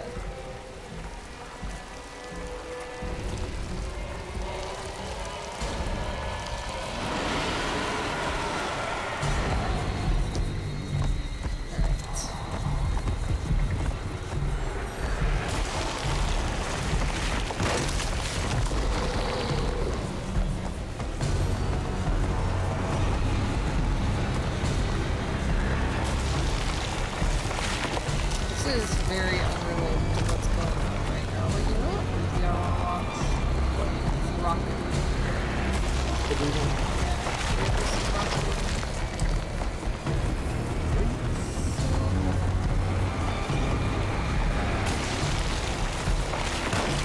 I think we talked about it. Probably gonna be watching. I definitely should have.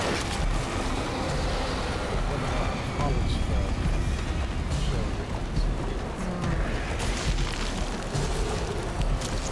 It is definitely one of my favorite movies.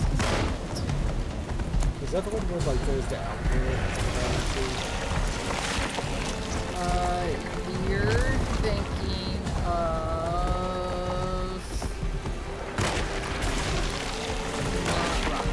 Rockadoodle was the one.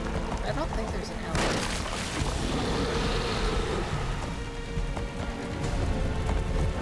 Rockadoodle's the one with the owls. Kind of scary.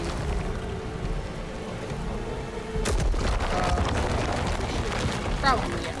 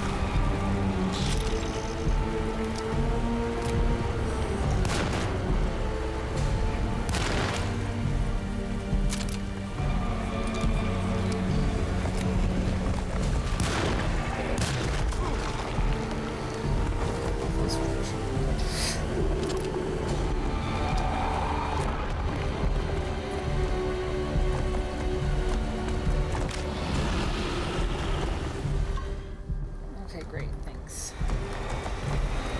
So glad.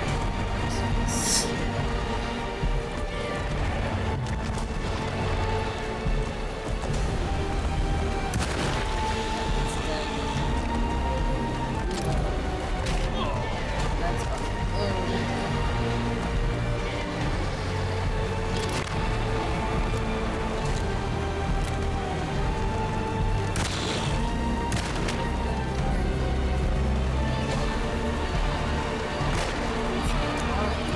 this one.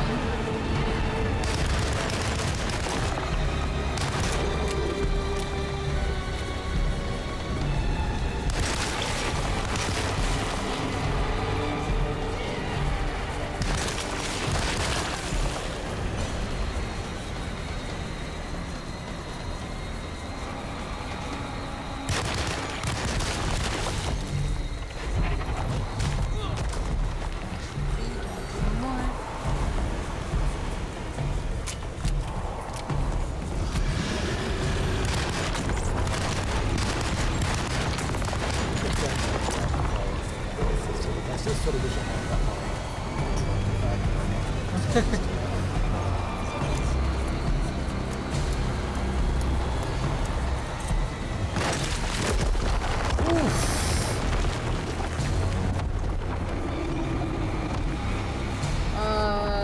Maybe it just needs a hug.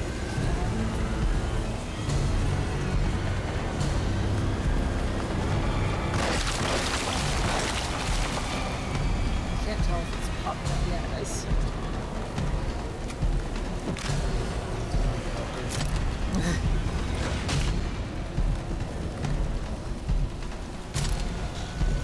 Finish reloading, asshole!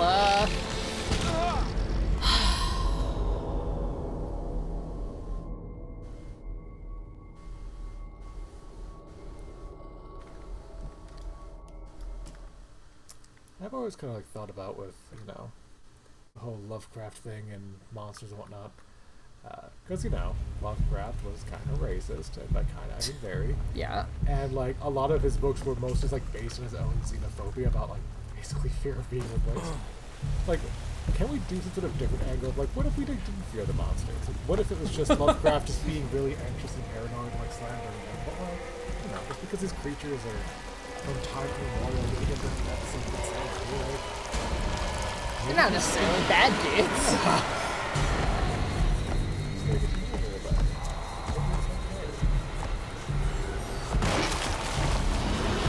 So there's gotta be, like, elvish monster lovers. That's not the angle I want to go, but...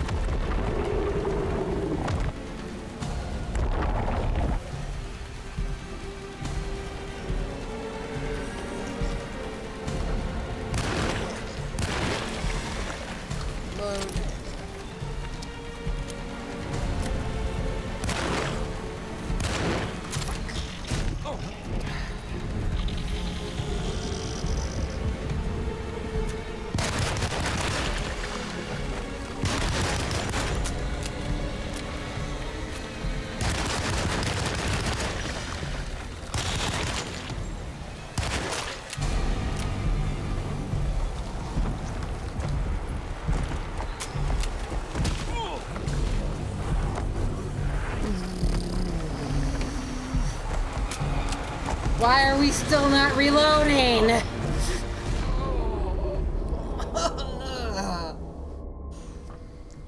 You can kill them immediately as they come out in one shot with the shotgun. The problem is if you lose the rhythm of that, is just... Just don't lose the rhythm. You fucked. This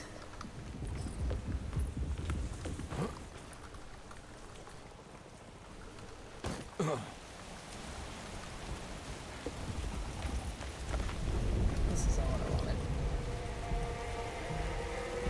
It's fine. It's fine.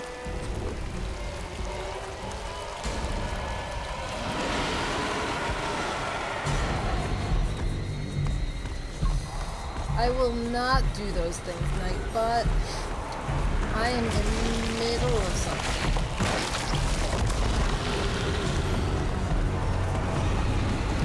Where I am, I don't know. Safe. Range.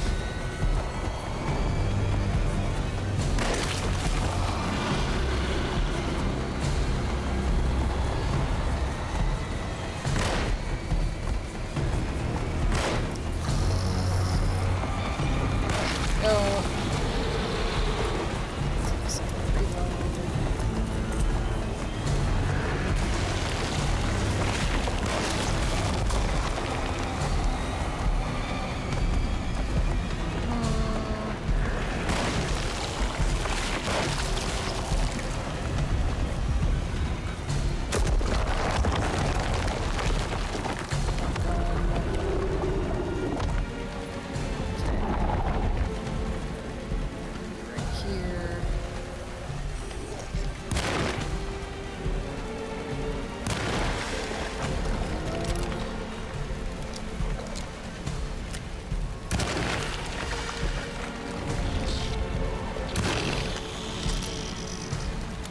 For some reason, you can't kill those fuckers with one shot.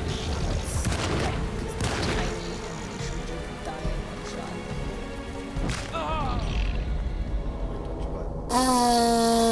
Why do they touch the butt? Because you'd touch the butt too if you could. Probably. But only with consent. I'll ask David Harbour. Hi, Chris. Hey.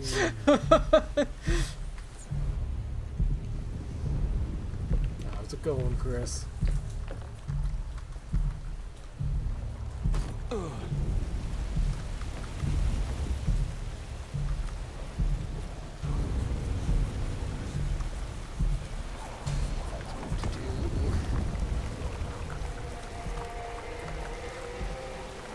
Okay, get in the car. Back up the computer. Alright.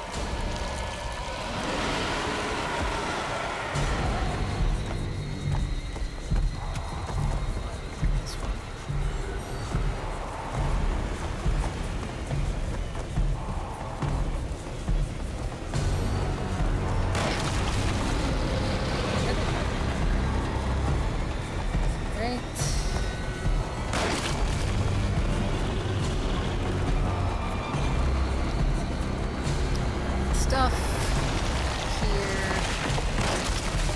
Die.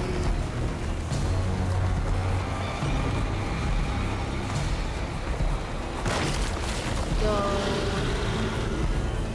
And one more. Maybe two more.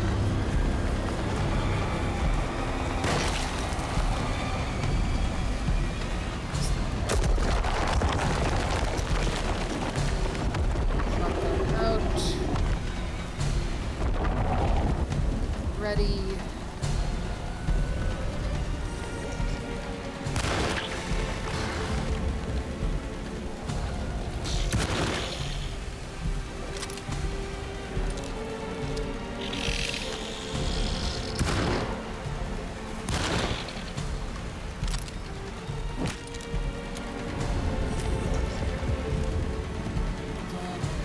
This guy.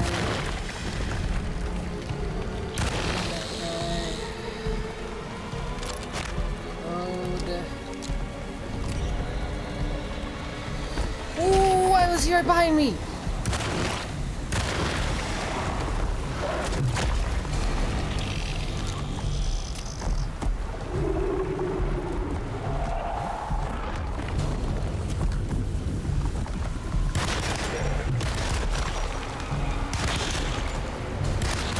feel like they should take collateral damage if it swings its little tentacles down to them.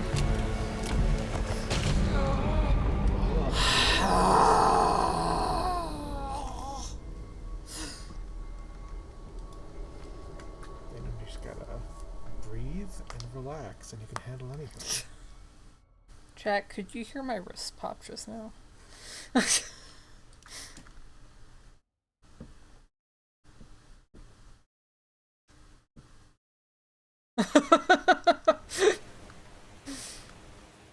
Yes.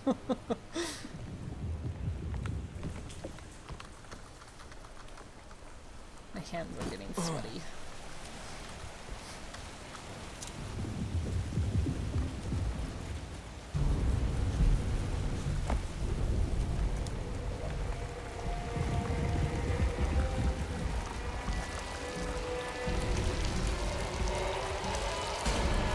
Alright, this is the round. This is where we do it.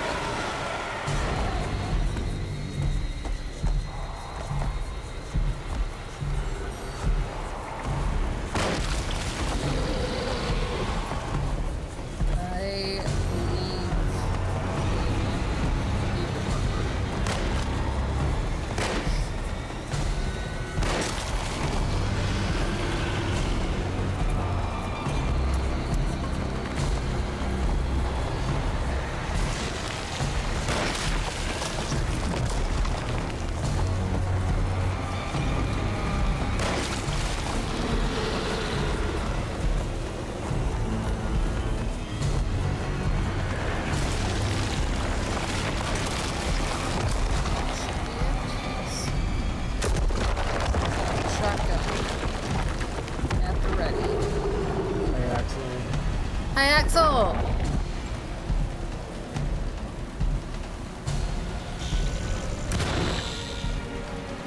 Probably outside.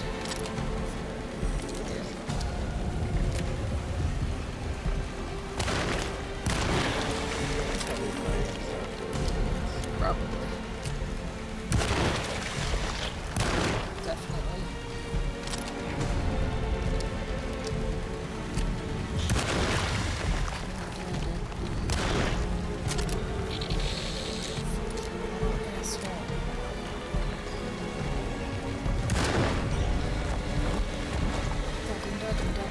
Machine gun. Dodging, dodging, dodging, dodging, dodging, dodging, dodging. Let that little shit go. There it is. Dead. Dodging, dodging, dodging, dodging, dodging. There's a big guy, isn't there? Did he die? Did I kill him? No, he's right there. Okay. Alright, well, that is taking a knee.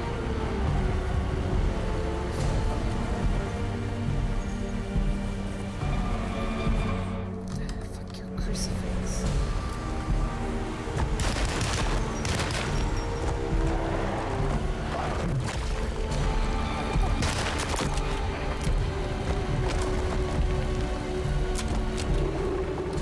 These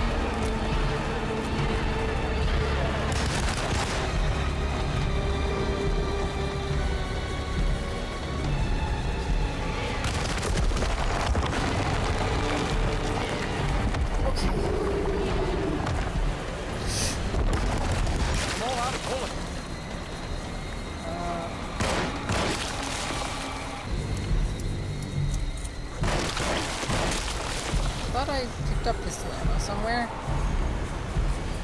Apparently not. Okay. Just gonna fuck myself here.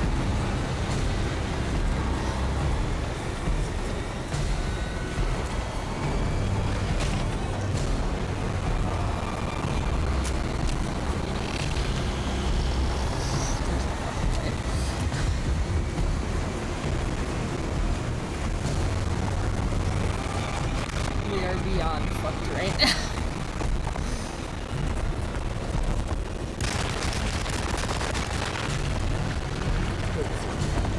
No, not at all.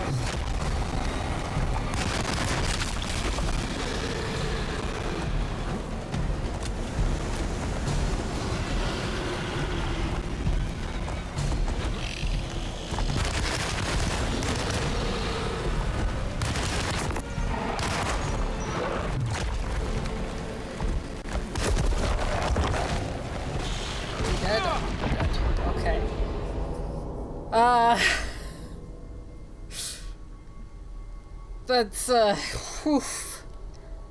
Whoof. It's a certified gamer moment. That was a big oof. I'm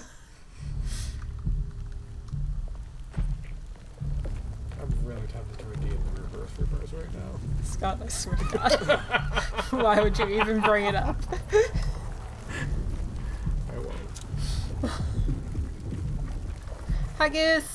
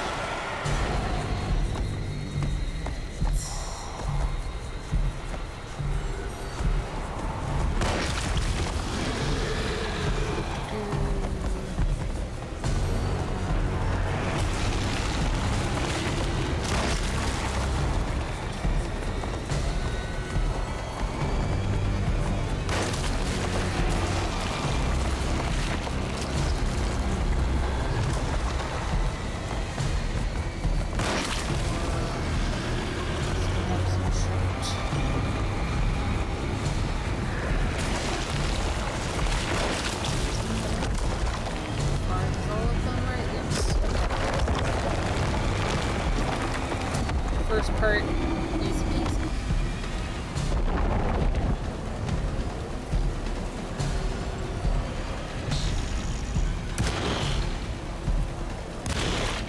Load.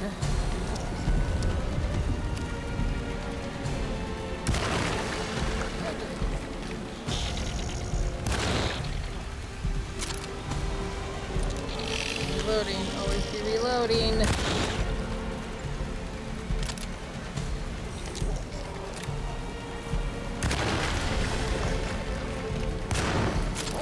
God.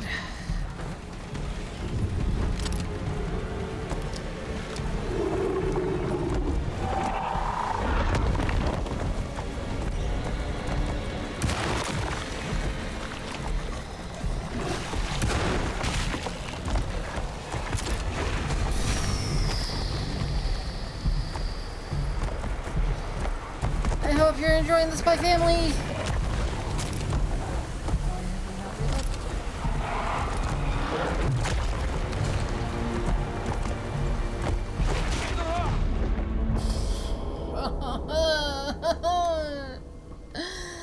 Less than an hour. Wow! I feel like it took me less than an hour to beat this the first time. We are playing on the higher difficulty now.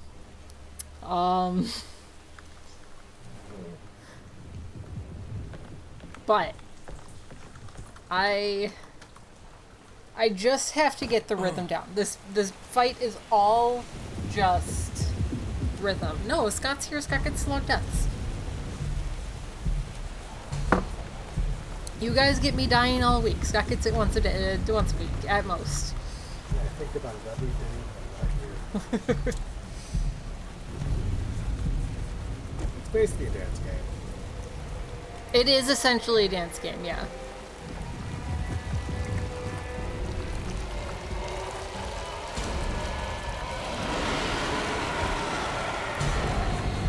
I'm maybe not a dance game. I'm basically playing OS right now.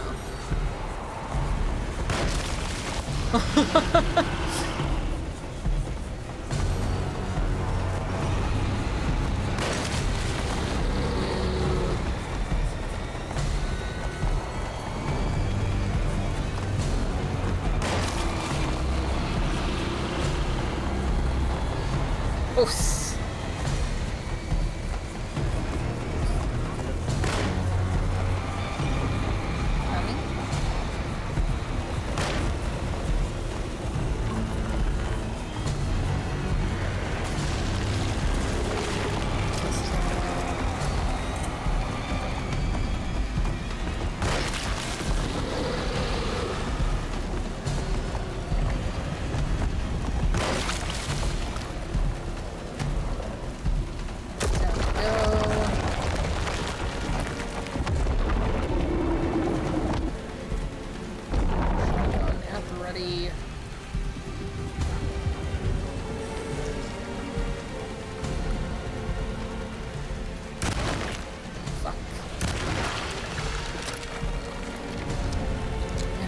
fucked up the rhythm. This is the rhythm of the night.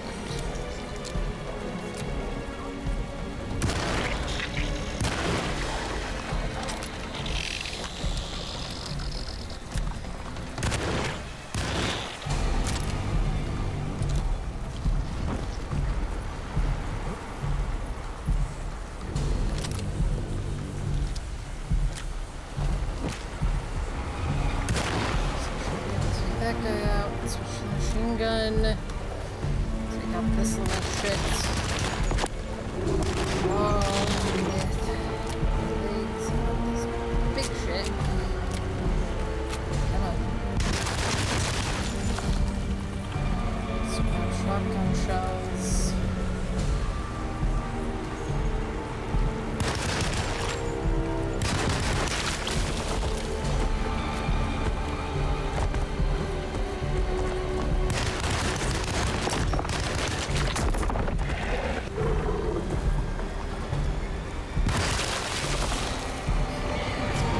Give birth.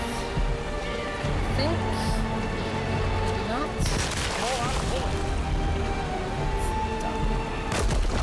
Oh.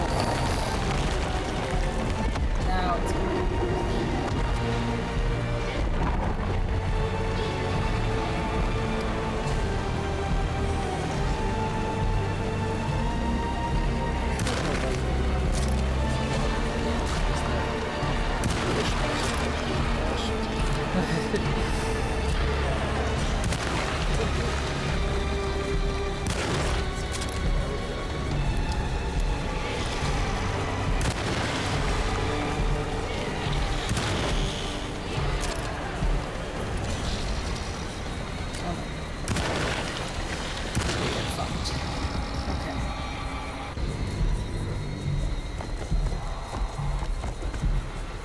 could be much worse off right now.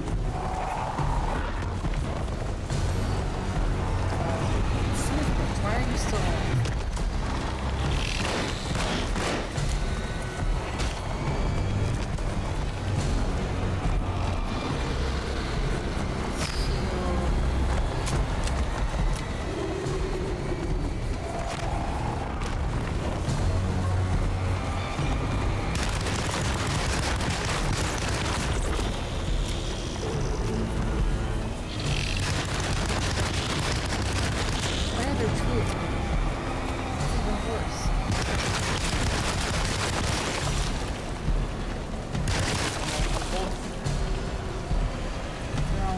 Those bullets. We have other bullets.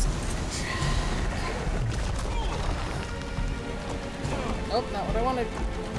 That's what I wanted. It's machine gun cartridge. Perfect. Let's reload this fucker.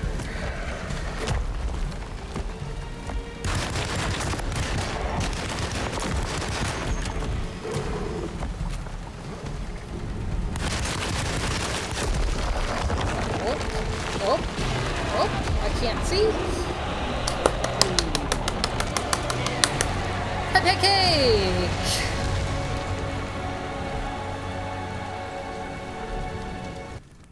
It definitely, it looks a little bit like a Marlboro, yeah. But does it have breath like one?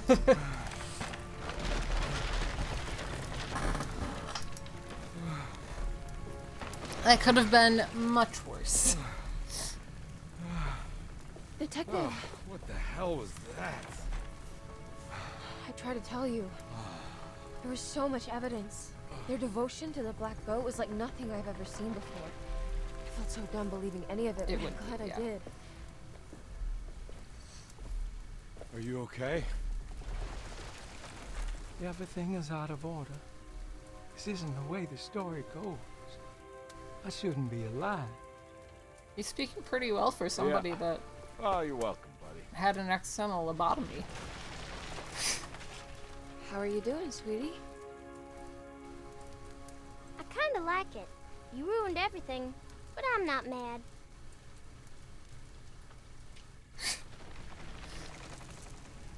Fucking Grace, man. A weird ass little kid. Alright, you ready to head back to New Orleans? Come on, Jeremy. We're leaving. Can I come? I thought you said you didn't need saving. Don't leave her. She's important. Of course we're taking her with us. Yay, I'm important. I don't remember that the first time through. And we did it. Hooray.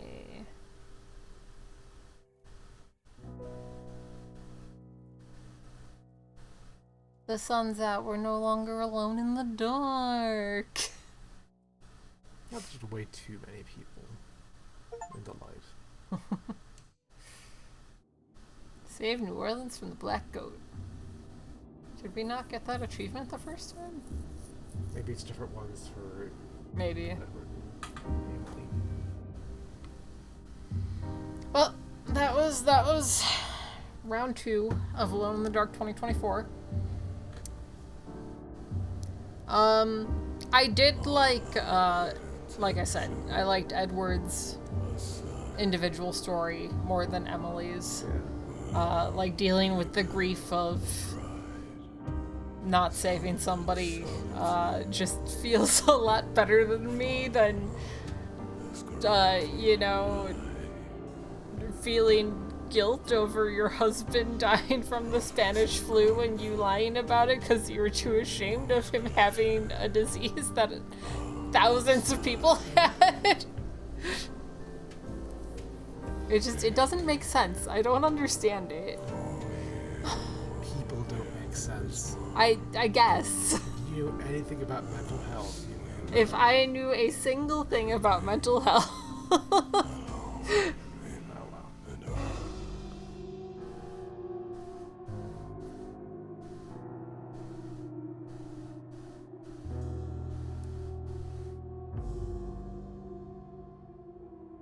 don't like...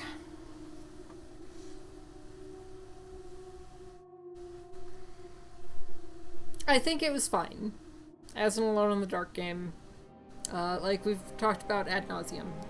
It was missing some of the charm that Alone in the Dark generally has.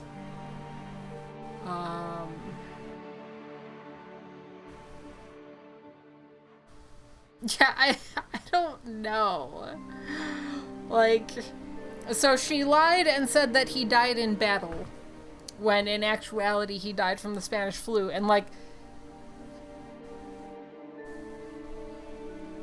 was he discharged because he had the Spanish flu? So like maybe that's what she was ashamed of, was that instead of like staying and fighting the war, he succumbed to illness instead of dying in battle like men should. I don't know. It's a weird storyline. Yeah. But yeah, like looking past like the vibes of Alone in the Dark in general and the story of the game and all that, I feel like I was mostly just disappointed, like especially in the second playthrough of the performance of the game. We've talked about this a few times, but just like when you have multiple delays, I shouldn't be getting a product that is glitchy in even its most basic Your computer just can't handle it, you know? things. It handled it fine the first time, though. It just couldn't handle David Harbour's ass. Exactly, Axel. Like... But, like, even just... like, the bits on the map that I assume were glitched, because it showed a puzzle that we definitely solved, that said it hadn't been solved. Maybe it needs to be solved better. Like, I think we solved it out of order. Except that... I don't know if we did. But even still, like, it shouldn't be a thing. I also hate that, like, if you don't complete things by, like, chapter 4, like the beginning of chapter 4, you can't go back and, like, the rooms and stuff. Because multiple of them are just completely locked down. And there's no, like, hey, this is point of no return. Collect your collectibles. And I specifically had tried to go through everything before chapter 4. Hi, Chris. Oh, hi, Chris. We beat it? Oh, we beat it! We did. I hit that weird dead zone where there's no It was the black goat of the woods. It was. The curse. But yeah, like, I don't know. Like, I don't even necessarily need a warning, but, like, at least give me the opportunity before that to complete the things that I want to complete. I mean, honestly, I almost think they shouldn't just have the thing that immediately tells you this room's complete, this room isn't, because if this is meant to be kind of an investigative game, and you can miss things, it just seems a little weird to be like, you magically know everything, the potential of what you could know. I mean, that's fair, and I think in our first playthrough I touched on that it's very hand-holdy in that sense. But, like... Let us find what we find. But at the same time, like... I think there's an ending tied to the collectibles. So there's 5 endings. Each of them have a basic ending. Right. There's that weird one where it's like, oh, it's a thing. It was a play the whole Yeah. time. Wow. And then they both have one where, like, if you find a special item, you can get a secret alternate ending where you push a button during a cutscene. Does he have something? Oh, yes, he does. Oh, boy. It's not a little something. It's this big heart he just carries around full of love. And then, they both have their push a button during cutscene, and then they join a cult ending. So Right. it's like 5 endings. Right. Yeah, I guess. What? Oh, that says Dido's Memento, not Dildo's Memento. Okay. I think what feels disappointing about this one is just that, like, it feels like it's trying to be a lot of things from other games as opposed to being its own thing. Like, it's obviously very much trying to be. Hello, sir. Is To that dirt or blood on your head? Blood. Oh, nice. Did you know that my dog is a murderer, chat? Alright. We don't know what he murdered, but it was something. Chris does. What is it? That doesn't make no. And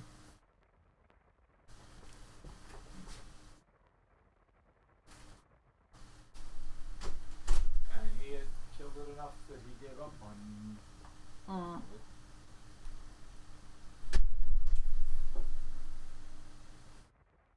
That's a question that you have to ask both sometimes. I assume it was a cat.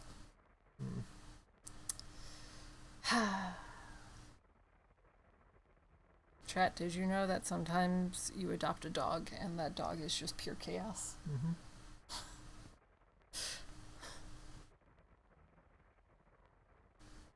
Yeah. Unfortunately with Bolt, it is very often his own blood. I mean, unfortunately both ways, but for how much he tries to hunt things, he could be better at it. He still has a decent track record, though. Yeah. His track record is mostly against babies. Not much of a fight there. No. And cucumbers. He's real good at murdering cucumbers. Oof. And those are full of blood.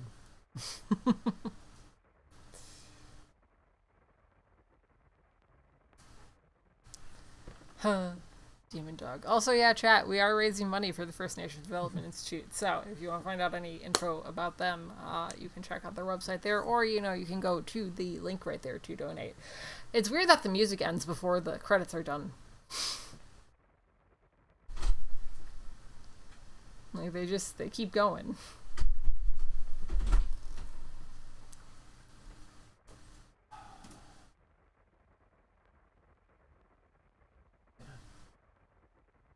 I mean, it's still picking up desktop audio, so Well, yeah, there's a slight, like, it's like a record that's at the end. That's just like a soft scratch.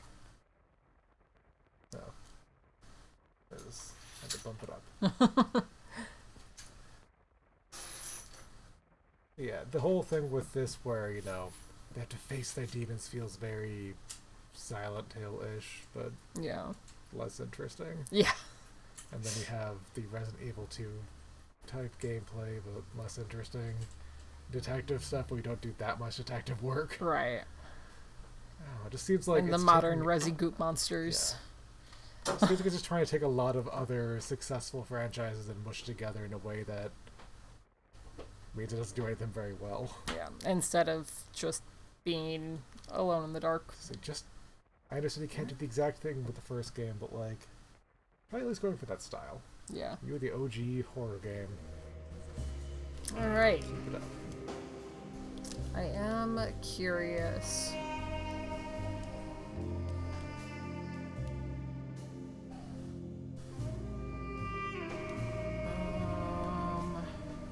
So that's the end. I think you scroll down, probably the last one saved.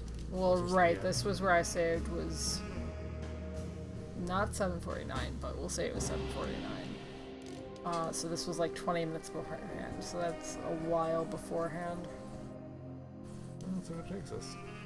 Right, because this was the one that's at 7:20. 8 hours, 2 minutes.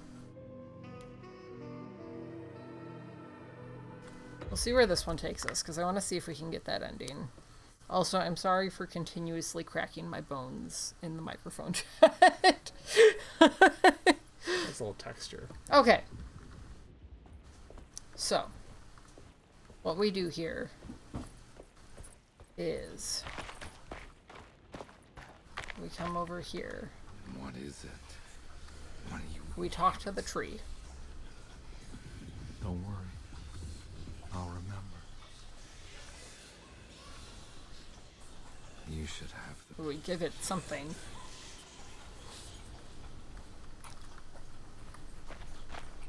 Then...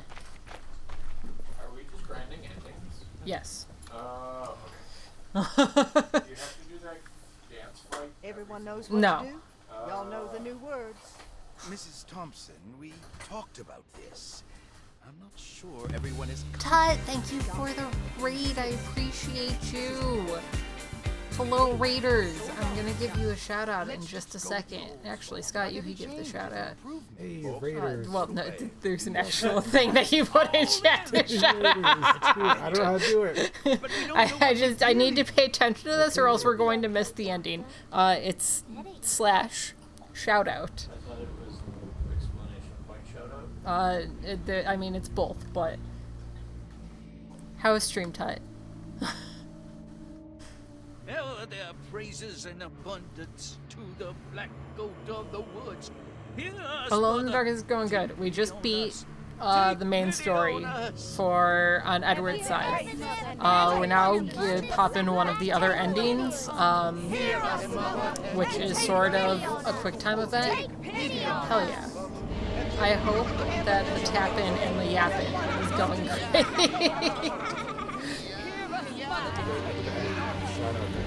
Well, no, like slash. Yeah, but it's like... And then you enter after that. God! Are you crazy? This here's what needs to happen, Carl. Grace! Stop! Stop!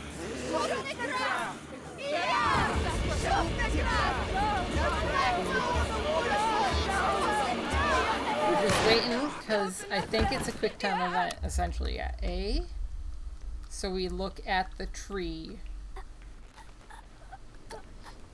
This was a great time to raid Tut. Get my uncle out of here! No, Emily. I get it now. She needed me to break the pact. She needed me to bring her grace.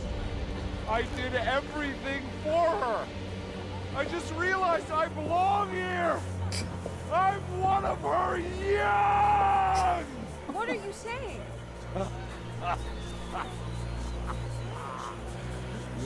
to run, Emily. You'll have to run! I'm glad that we did this on, also chat, give Todd a follow if you're not already following Todd. I did the thing. I'm glad that we did this ending on Edward and not Emily, just because I feel like David Harbour has a little bit more gravitas. What?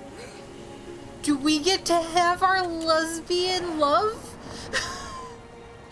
Do Emily and Ruth live happily ever after? This is the best ending! This is the best! Yes.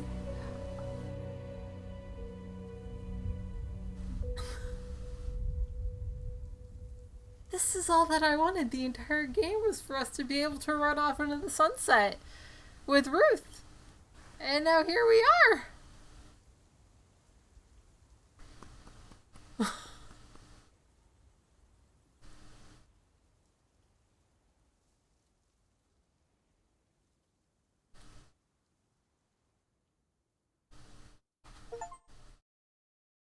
Join a cult. Yeah. That was the achievement, was we joined a cult. All right. I kind of like that ending the most. Because lesbian? I mean, not just because lesbians, because I mean, if it had been Emily, it would have presumably been Edward running off with Ruth, which is less exciting. But yeah, I just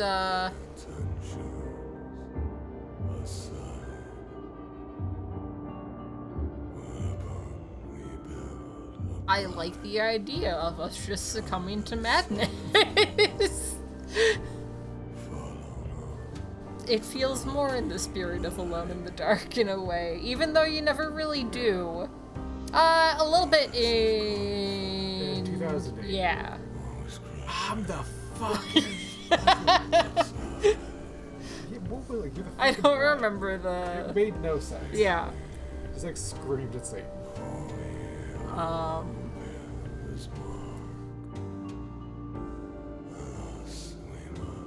But yeah, I feel like that ending with Emily definitely would not have the same, I'm the fucking universe! Yeah.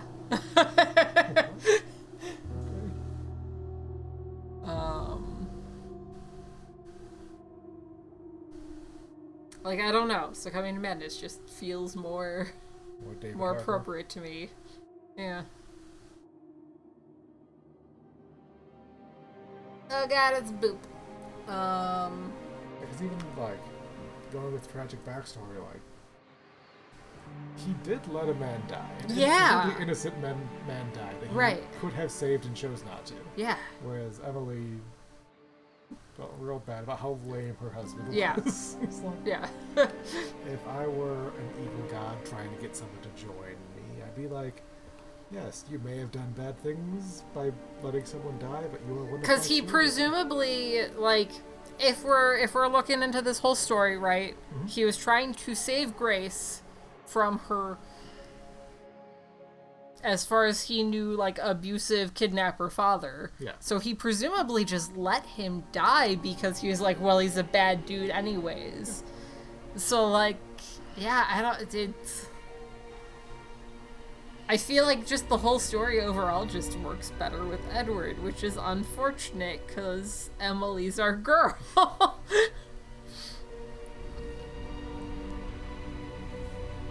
What would they have done, though, for Emily? Like, as an alternative, though? Like, what could Emily's story have been? Yeah. What could a woman in the 20s do besides be an extension of her husband?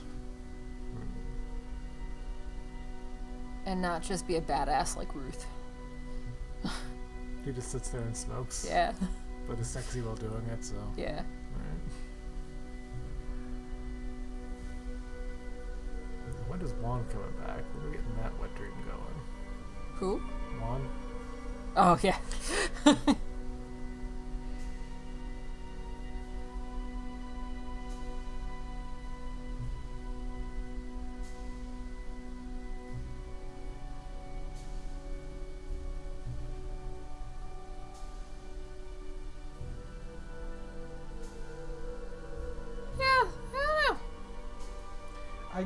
want me to go home and like watch some video someone does where it's like explaining the whole story and just so like know if we missed anything. I feel like we were pretty thorough.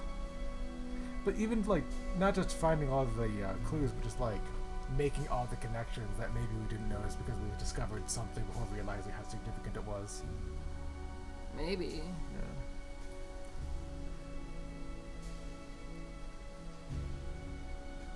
Games like being replayable. They like having things you don't notice the first time around. That's true. So we just gotta play it 2 more times with each character in the next 30 minutes. Yep. So speed run.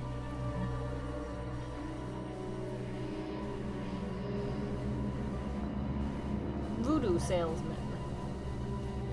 Water, thank you.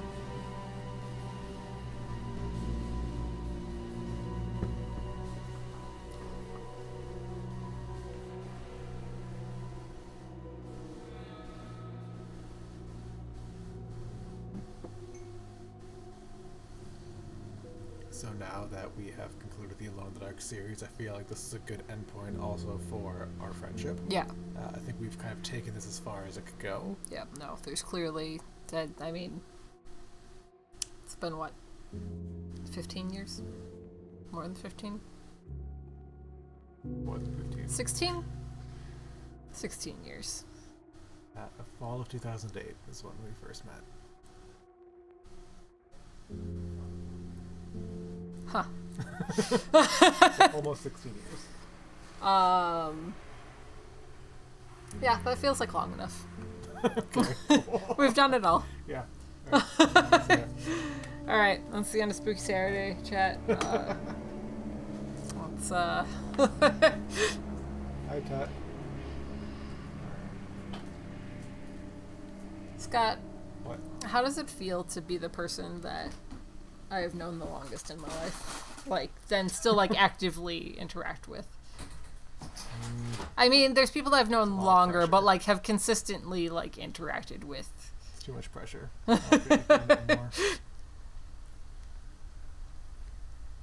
mean, I guess technically I've known Kat longer than you. Yeah. But I definitely interact with you more than Kat. Well, maybe Kat should be here for Spooky Saturday. Maybe. Maybe we let Kat pick the next game. Okay.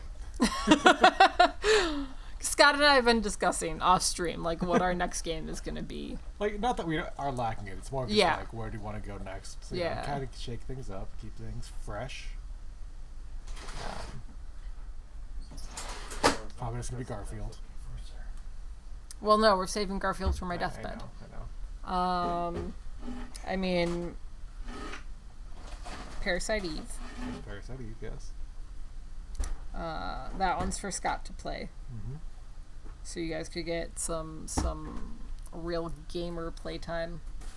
Wait, what's Scott playing that is gamer? Parasite Eve. There's water in there. You can leave it in there while you reheat the pizza. Sick. Hollow Knight. Is Hollow Knight spooky? Hollow Knight, the stories? Not really. It's like themey spooky. Yeah, it's got vibes. Spooky vibes, but not necessarily spooky game. It's definitely spooky vibe. Like I feel like that's an October play just in general. I was gonna say it's very Halloween-y because it's spooky-ish. But it's maybe not that everything that we've played on Spooky Saturday is like the epitome of horror. I mean, but like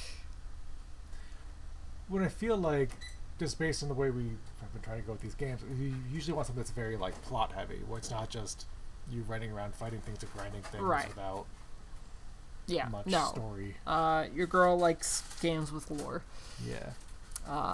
Have a Nice Death. Silly Spooky.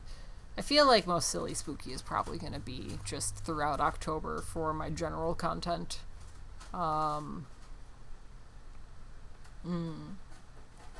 Chris, what's your favorite spooky game?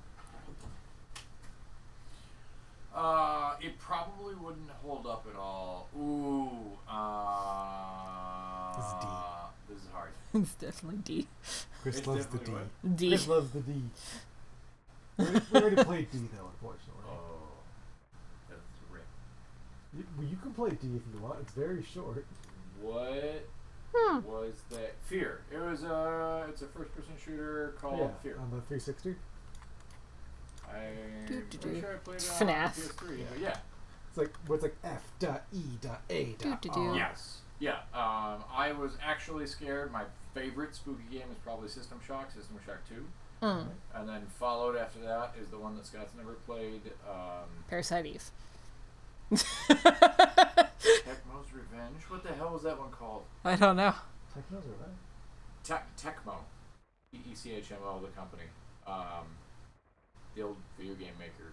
It's where you are building traps for like heroes invading the mansion castle thing to murder them. That was like an early PS1 game. Yes, right? it's a very early PS1 game. Yeah. Fear is probably a good one for when I have to do a solo spooky stretch when you've got like multiple things. There are parts of Fear that are very just like I don't know how it's gonna hold up. Most of what we've played is not held up, so don't worry about that. Except D. Except D. D was the best game ever. D is perfect. We're not just vibing talking about the future of plans for the spooky game. Yeah, no, I'm not into Resident Evil. Unfortunately. I have played 7 on stream. But that was a slog for me to get through. Anybody who was here can probably attest that the vibes were not necessarily the best. Luigi mentioned 2. I've played through Little Nightmares. I haven't played Little Nightmares 2 yet. I don't think. So we could do Little Night, but again, that's probably more so a thing for me to play on my own rather than like a Scott hanging out game. I'd be too scared. Little Nightmares 2 has been on my docket for a while, though. I remember enjoying the gameplay of Little Nightmares and then being let down at the end, I think. It's probably out of your wheelhouse. Frostpunk? Have you ever played? I feel like I have not played Frostpunk, but I wanted to play Frostpunk. Like it's super. But isn't that just like a city management? But it's you don't replay it. Well, right, Like, it's but a then one-shot. right, but I need spooky. Well, it's heavily thematic. It's like Skip Luigi's Mansion 3. What is that tank game for Game Boy? Advance Wars? Yes, Advance Wars 3 Days of Ruin or whatever. That one's spooky. Is it?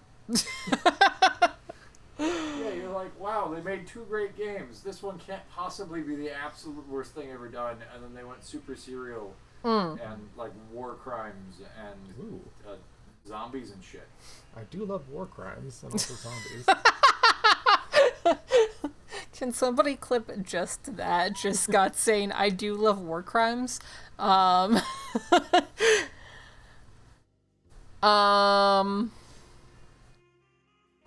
Any, like, talking about Luigi's Mansion 3, like, any co-op horror that you guys can think of?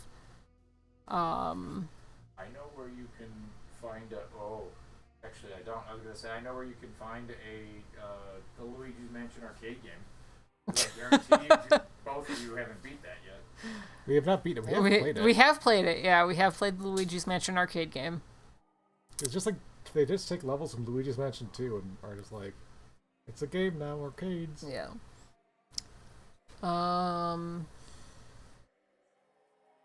Because like I have a couple of point-and-click adventure stuff that... Right. I don't think we've done point-and-click adventures yet, have we? Mm-mm. Yeah, I got that. We have puzzly stuff. I was just thinking about this like NES point-and-click adventure game called Uninvited. That's real cheesy and annoying, but like funny, and that just kills you randomly with the stupidest deaths. I think the key with Spooky Saturday games. Original Clock Tower. I think that's on the list, isn't it? Yeah, the SNES one. Yeah. Thank you, Puppy Lover. Thanks, Puppy Lover. I think that the key with Spooky Saturday stuff is that it has to be a game that either Scott or I are familiar with, or it has to have like some good story that we can delve into and discuss together. Otherwise it just turns into one of us playing, usually me, and the other one just sort of sitting. So that's really the big thing, is that like it has to be a story heavy game in most cases. Just to lend to our podcast style of Spooky Saturday. Because as long as it's a game that, like, one of us has played, we can at least talk about, like, our memories of it and whatever to the other. And do that. But some fun facts. That's Chris. Why are you being a little sussy lurker? It's you two when you don't play something cohesive together. I haven't done Poppy's Playtime. I've seen playthroughs of it, and like as somebody who loves Ban, Poppy's Playtime just hasn't interested me in the same way. Which I know is very silly. But we are a Ban household. You could play through watching Markiplier's original FAF plays. God, they're so old. They are so old. Fun fact. I'd argue that Markiplier's original Five Nights at Freddy playthrough is what got me into content creation, because it's what got me into watching like gaming videos on YouTube. Oh. I never did before that, and then I watched that, and then I was like, oh, this dude's funny. And then I kept watching him, and then I started watching other people, and then I was like, why don't I do this? And here you are. And now here we are. Delinquent. Fucking D-Gen. Monster. Yep.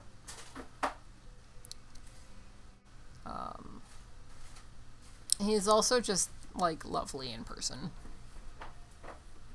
A complete space case, but a very good person.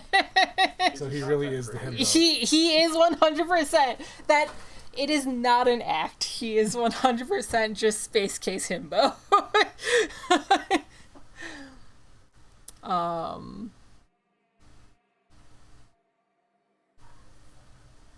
I think I had started a playthrough of FNAF back for my YouTube channel way back when. Yeah, my Let's Play channel. And I couldn't get into it. I don't know why I didn't continue it. Why I didn't even make it onto the channel. Like, there's not a completed video. Like, I distinctly remember sitting down to record it, and it just didn't go anywhere. I'll be honest, like, FNAF does not appeal to me. Yeah. Not my genre.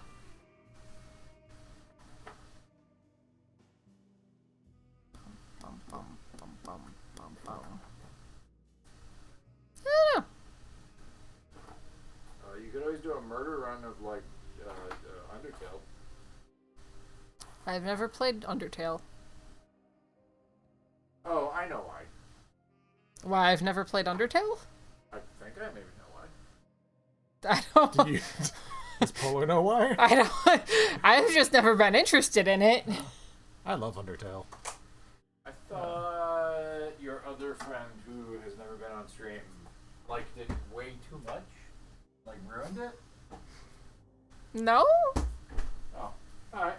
Ignore me. Just over here having breakfast pizza at whatever time o'clock. That's fine. You do you, boo. I'm trying.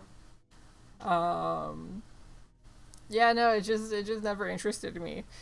It's like how Life is Strange never interested me, and then Scott and Eric forced me to play it, and then I fucking hated it. Yep. It was the most miserable experience of my life, and the two of you couldn't understand why.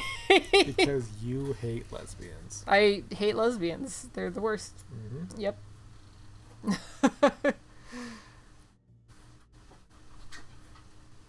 Yeah, I think that was part of why I wasn't into it, was like, it was too repetitive. The ADHD brain needs some scratching from time to time, you know, and FNAF did not do that for me. It was the same thing over and over again.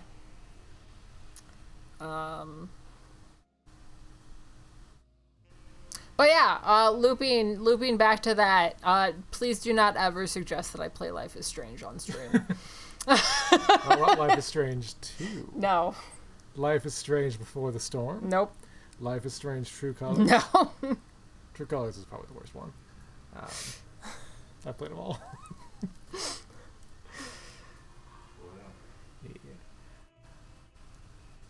Did I chose to just like let the town die, right? Yes. Yeah. And you guys didn't understand my choice? I don't remember what happened with the end of all of that. You chose that. My That's what pancake. you chose of the save Chloe ending, because you were on Team Lesbian. That was actually slander of what I was saying before. The reason I was probably annoyed or a shithead or something is that, like, thematically, the other ending is so much better, to the point where I'm like, it feels like it was the choice that they always intended to have, but then they realized they had to have some other option. Right, but it made no sense to me, because why the fuck, like, of course I'm gonna run off with my lesbian lover. I guess my thing was, like, you're not really solving the problem, you're just delaying it. I've never played BioShock. I have all of them. On Epic, I think? Valheim is very scary. So scary. The scariest. I am curious how BioShock holds up nowadays. Chris, you've played through all of BioShock recently, haven't you? I have not played through all of it. I started with... I was playing them very out of order. I started with... what was that weird, like, offshoot one that's not numbered? I know. Bioshock 2 and Infinite. Infinite. I started with Infinite. Okay. And the story was more interesting than the gameplay. And I'm not somebody for story, so the gameplay has to be good, and the gameplay was not good. And I'm somebody that played through, like, all of the Call of Duties. So, like, it's a low bar. But you can shoot bees out of your hands. But it didn't interest me at all. But you can shoot bees out of your hands. It's trivial.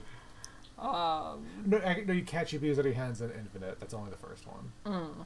But you can shoot crows at people in Infinite. So, I do have all of the BioShocks if I ever decide to, like, poke at those. I would not call Infinite horror. Like BioShock Infinite, I would not call that a horror game.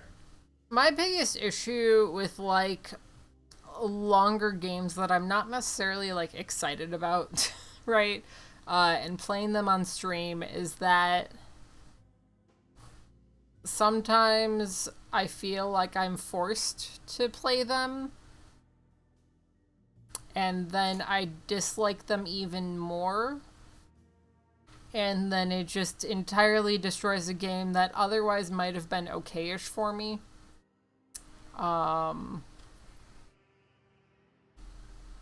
Especially in the sense of, like, if I play a game a little bit on stream, I don't really want to take, like, a couple months off of that game and then come back to it when I'm feeling it again, which is how I typically play games.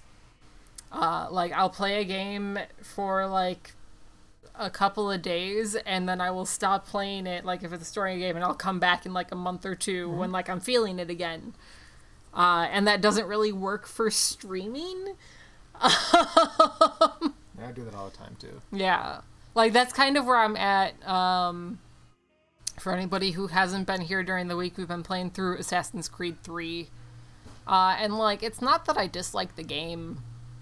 Some of the mechanics aren't the best, but I think that might just be the PC port is weird. And I'm not playing with controller, I'm playing keyboard and mouse, and there's a lot of things. Also, like, the earlier Assassin's Creed games they make sense once you learn how it wants you to play, but until you do, it is so clunky and, like, it's a hurdle I've never managed to get over. But I'm definitely at that point where, like, I don't really want to continue playing it right now. It's a thing that I maybe want to revisit later on. And that's kind of just where I'm at with that. Most games are not Cyberpunk, where I will sit and play through it every single stream for 3 months.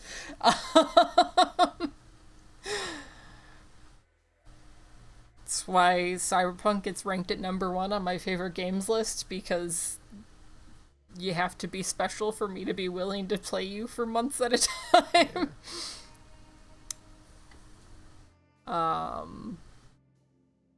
So I think that's really the other thing with Spooky Saturday, is that, like, sometimes we take longer breaks from games, but also since we're only doing this once a week, like, I'd really rather stick to games that are, like, 15 hours at most. Yeah, I mean, yes and no. Like, there are some games that I think are really good games. I just...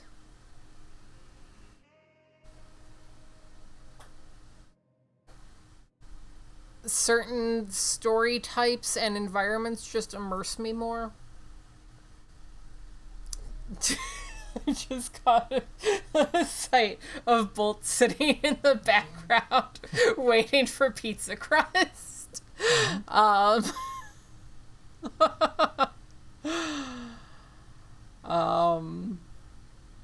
Like, I played the Tomb Raider games on stream, or the first one in the newer Tomb Raider games. And like, it was a good game. I enjoyed it. I just hated the slog of playing through it on stream. And would have much rather, like, played it, like, 1 day a week for maybe an hour on my own.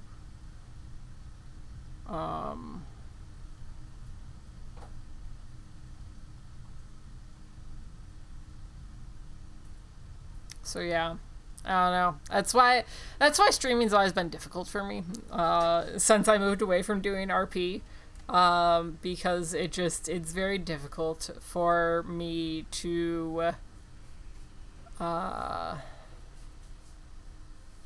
pick a game to get through that I'm gonna want to sit and play through. Alien Isolation was good for that.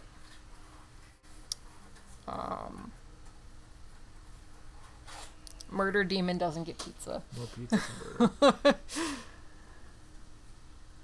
He needs to stop murdering animals, and then he'll get pizza. Mm-hmm. Yeah.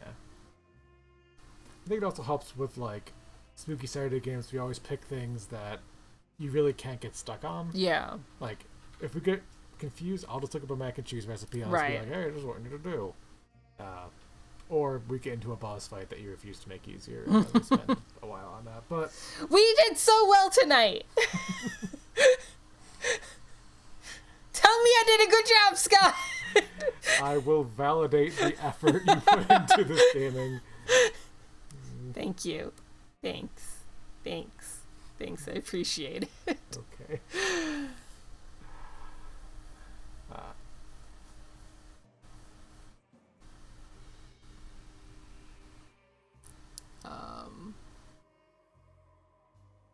But yeah, no, I feel like it also helps, like, when I have somebody here with me to bounce off of. Like, it genuinely does make it easier. That's why, like, some things, like, I probably would not have pushed through Alone in the Dark day after day on my own, but, like, with David Harbour, you could. With David Harbour, I absolutely could, yeah.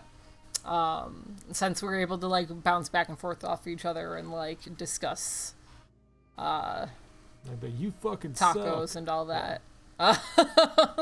Like, it helps. So really, it was just the tacos. Yeah. If you have tacos, you can get through anything. Yeah. Okay. I mean, kind of true. But yeah, I don't know.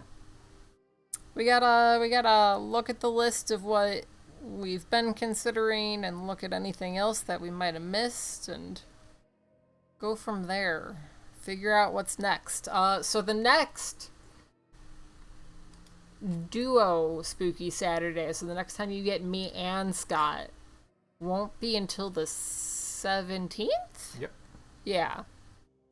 Majora's Mask is not a spooky game. Also, vibes, though. It's got the also, if we want to talk about games that I have never completed. StarCraft. I mean, no, I have never completed StarCraft. But Majora's Mask, I have made it through one Zelda. It was Ocarina of Time. I've never completed a single other Zelda game. Even I started Majora's Mask. I started Twilight Princess. I've watched playthroughs of the more recent Zelda games and could not sit through the entire playthrough. Well, yeah, because they're fucking ever.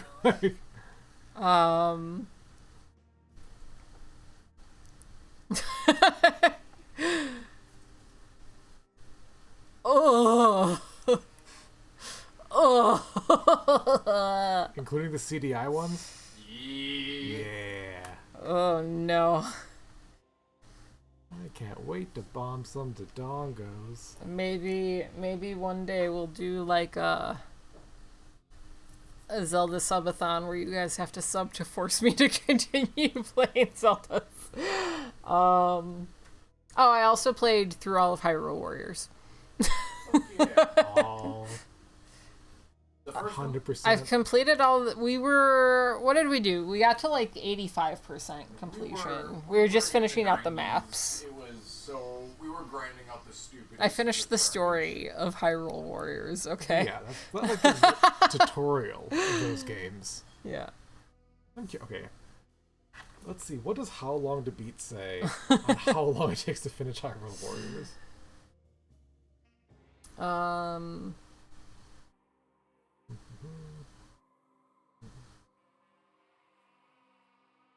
But yeah, for somebody who grew up loving like Breath of Fire and Shining Force and Final Fantasy, I just am not into most like long-running games. Alright, if you had to guess, according to How Long to Beat, what is a completionist run for Hyrule Warriors for the Wii U one? 176. 800, what was that one? 176. Between those two. 200. 222. Mm. Which I was like, that seems kind of low. That does seem low. I feel like we definitely... and then Definitive Edition Put it in adds that even time. more maps, is 366 hours. Mm. Which, let's do some there. 'Cause I don't You know could how to play do 1 hour a day for a year and just about be done. Dokapon Kingdom Ugh. is the ultimate horror game. Dokapon Kingdom is an absolute horror game. It would take over 2 solid weeks, day and night, to finish Hyrule Warriors Definitive Edition. Alright. Hyrule Warriors Subathon, let's go. Hyrule Warriors 100% Subathon.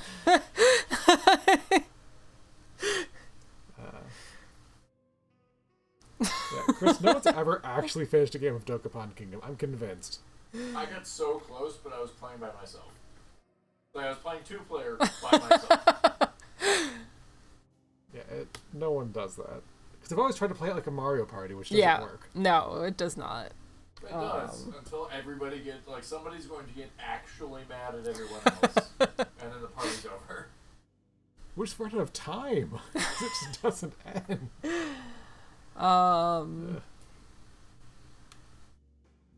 But yeah. I feel like I couldn't sit down and play, as much as I love the Final Fantasy games, I don't think I could sit down and play one on stream. Because again, I come back to games, even when games that I sit down like Marathon, I'll play for like 10 hours a day for 3 days and then just not come back to it for like a month and then beat the final boss. I just said that I couldn't play a Final Fantasy game on stream. Let's finish all of Final Fantasy 14 on stream. Finish all of the Final Fantasy games to ever exist.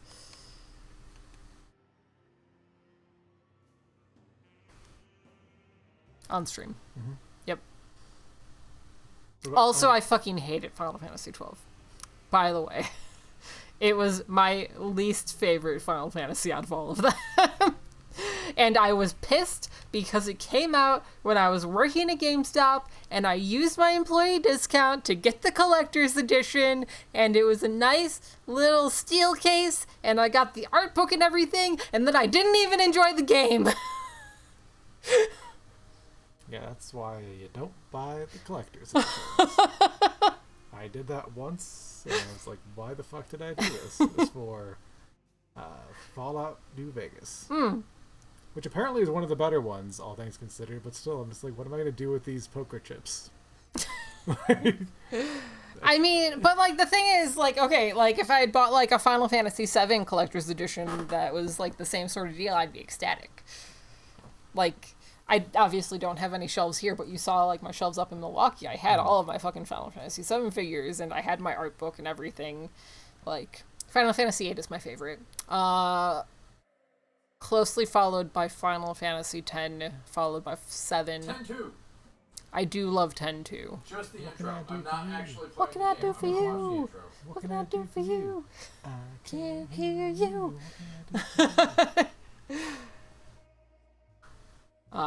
I don't enjoy 9. This is a very controversial opinion. I fucking hated 9. Interesting. Same. 9, I will say, like, that's one that I didn't think of much when I was younger. Then when I went back and replayed it, I liked it a lot better. Maybe I need to revisit it. It's been like 15 years since I played it. I also never More than that. finished it because the original copy I had, I didn't discover until later disc 4 didn't work. But I had no way of knowing that until I got to disc 4. That's what happened with my Final Fantasy VIII, except that obviously, like, I'd beaten it before, but then I went back to replay it and found out I think disc 2 was scratched, and I was like, no! That's fine. Like, the finale of disc 1 is, like, my favorite part. Like, honestly, for Final Fantasy VIII, you could genuinely just play disc 1, and it's, like, yep, it's perfect. Yeah. Squall's dead. Why? I just didn't enjoy it. I thought, like, it felt weak to me. It was boring to me. I don't know. I didn't vibe with it. Me and 9 just were not, it was not the vibes. But it had Kina. Or Quina, however you pronounce it. I think Quina. Quina. It did. You're not wrong. It has a big tongue. I'm always, of all the Final Fantasy kids they keep bringing back, they never bring back Quina. No. It's a shame. But yeah, we're past our 3-hour mark. We've just been sitting here yapping. Oh, jeez. Big ol' yappers. Blah, blah, blah. Blah, blah, blah, blah. Shut up. Chat, thank you guys for hanging out with us while we beat Alone in the Dark for a second time. Water, thank you. Especially those of you who were here the first time. Thanks for sitting through it twice. And all of you that have been here for all of them. Yeah. For every, there are some of you who have seen every single one of the Alone in the Darks on this channel, and we apologize. Yeah, we apologize. I appreciate you. Some of you sat through the movies too. Mm-hmm. I especially apologize for those. We do not apologize for the abs. Not the abs. The abs, we would never apologize for those. But yeah, we are gonna be done for today. I will be back on Tuesday. Probably trying to progress the story of Assassin's Creed a bit more, because literally most of last stream we just played a board game. That was 2 hours of stream last time. Great. It's fine. But if you are not following me on my socials, make sure that you do that, especially Discord. If there's any changes to my schedule and I can't stream Tuesday or whatever, I'll let you guys know there. Like I said, Scott will not be back for a stream until the 17th of August. But I might do some spooky Saturdays between now and then. We're going to see how things go. Definitely not next week, because it's Scott's birthday. Yeah, Scott's birthday. Everybody wish Scott a happy birthday. Birthday. Also, do a birthday stream when I get back? Yeah. Okay. If you want to support me in any way, shape, or form, you can subscribe using that link there. You can check out the throne to get Scott a birthday present, because we have surprise presents on. So you can just pick whatever you want to get Scott, and you can get Scott a present. He doesn't even have to want it. You just have, you can get it. You can give me a present that's actually secretly for Bolt. Yeah. Or you can get Scott's birthday present that's actually a birthday present for Chris, because Chris's birthday is like a week after Scott's. Mm-hmm. You know, so you got options. If you can get me Chris for my birthday. Yeah. Let's put Chris in the box. You can definitely order Chris on Throne. Yeah. Yeah. You're gonna get Scott a spoon? Or, okay. Like the utensil? Yeah, or like the utensil. Hug? Okay. Yeah. Did I say a big spoon, little spoon? It's an ongoing. I don't. Why were you guys getting me spoons? I don't even remember. There was Chat was gonna get me spoons. Okay. But yeah. What did we talk about? We talked about subscribe, Throne, tips, Epidemic. If you guys need DMCA for music for your own purposes, check out Epidemic. Also, the VOD channel is getting videos gradually put up on that, so check out the VOD channel if you are not already following. Bolt does not need a chainsaw. Go check out the VOD channel, subscribe to that, follow that. I'm hoping that by the end of like August, maybe end of September, that will actually be up to date, so you guys will be able to catch up on playthroughs of things like Alone in the Dark that are no longer available on the Twitch channel, but are on YouTube. Or will be. They're uploaded, or it's whatever. But yeah, I love you guys. I hope that you have a fantastic rest of your day, evening, night, whatever time it is for you. I will see you all on Tuesday. Okay, bye! Bye!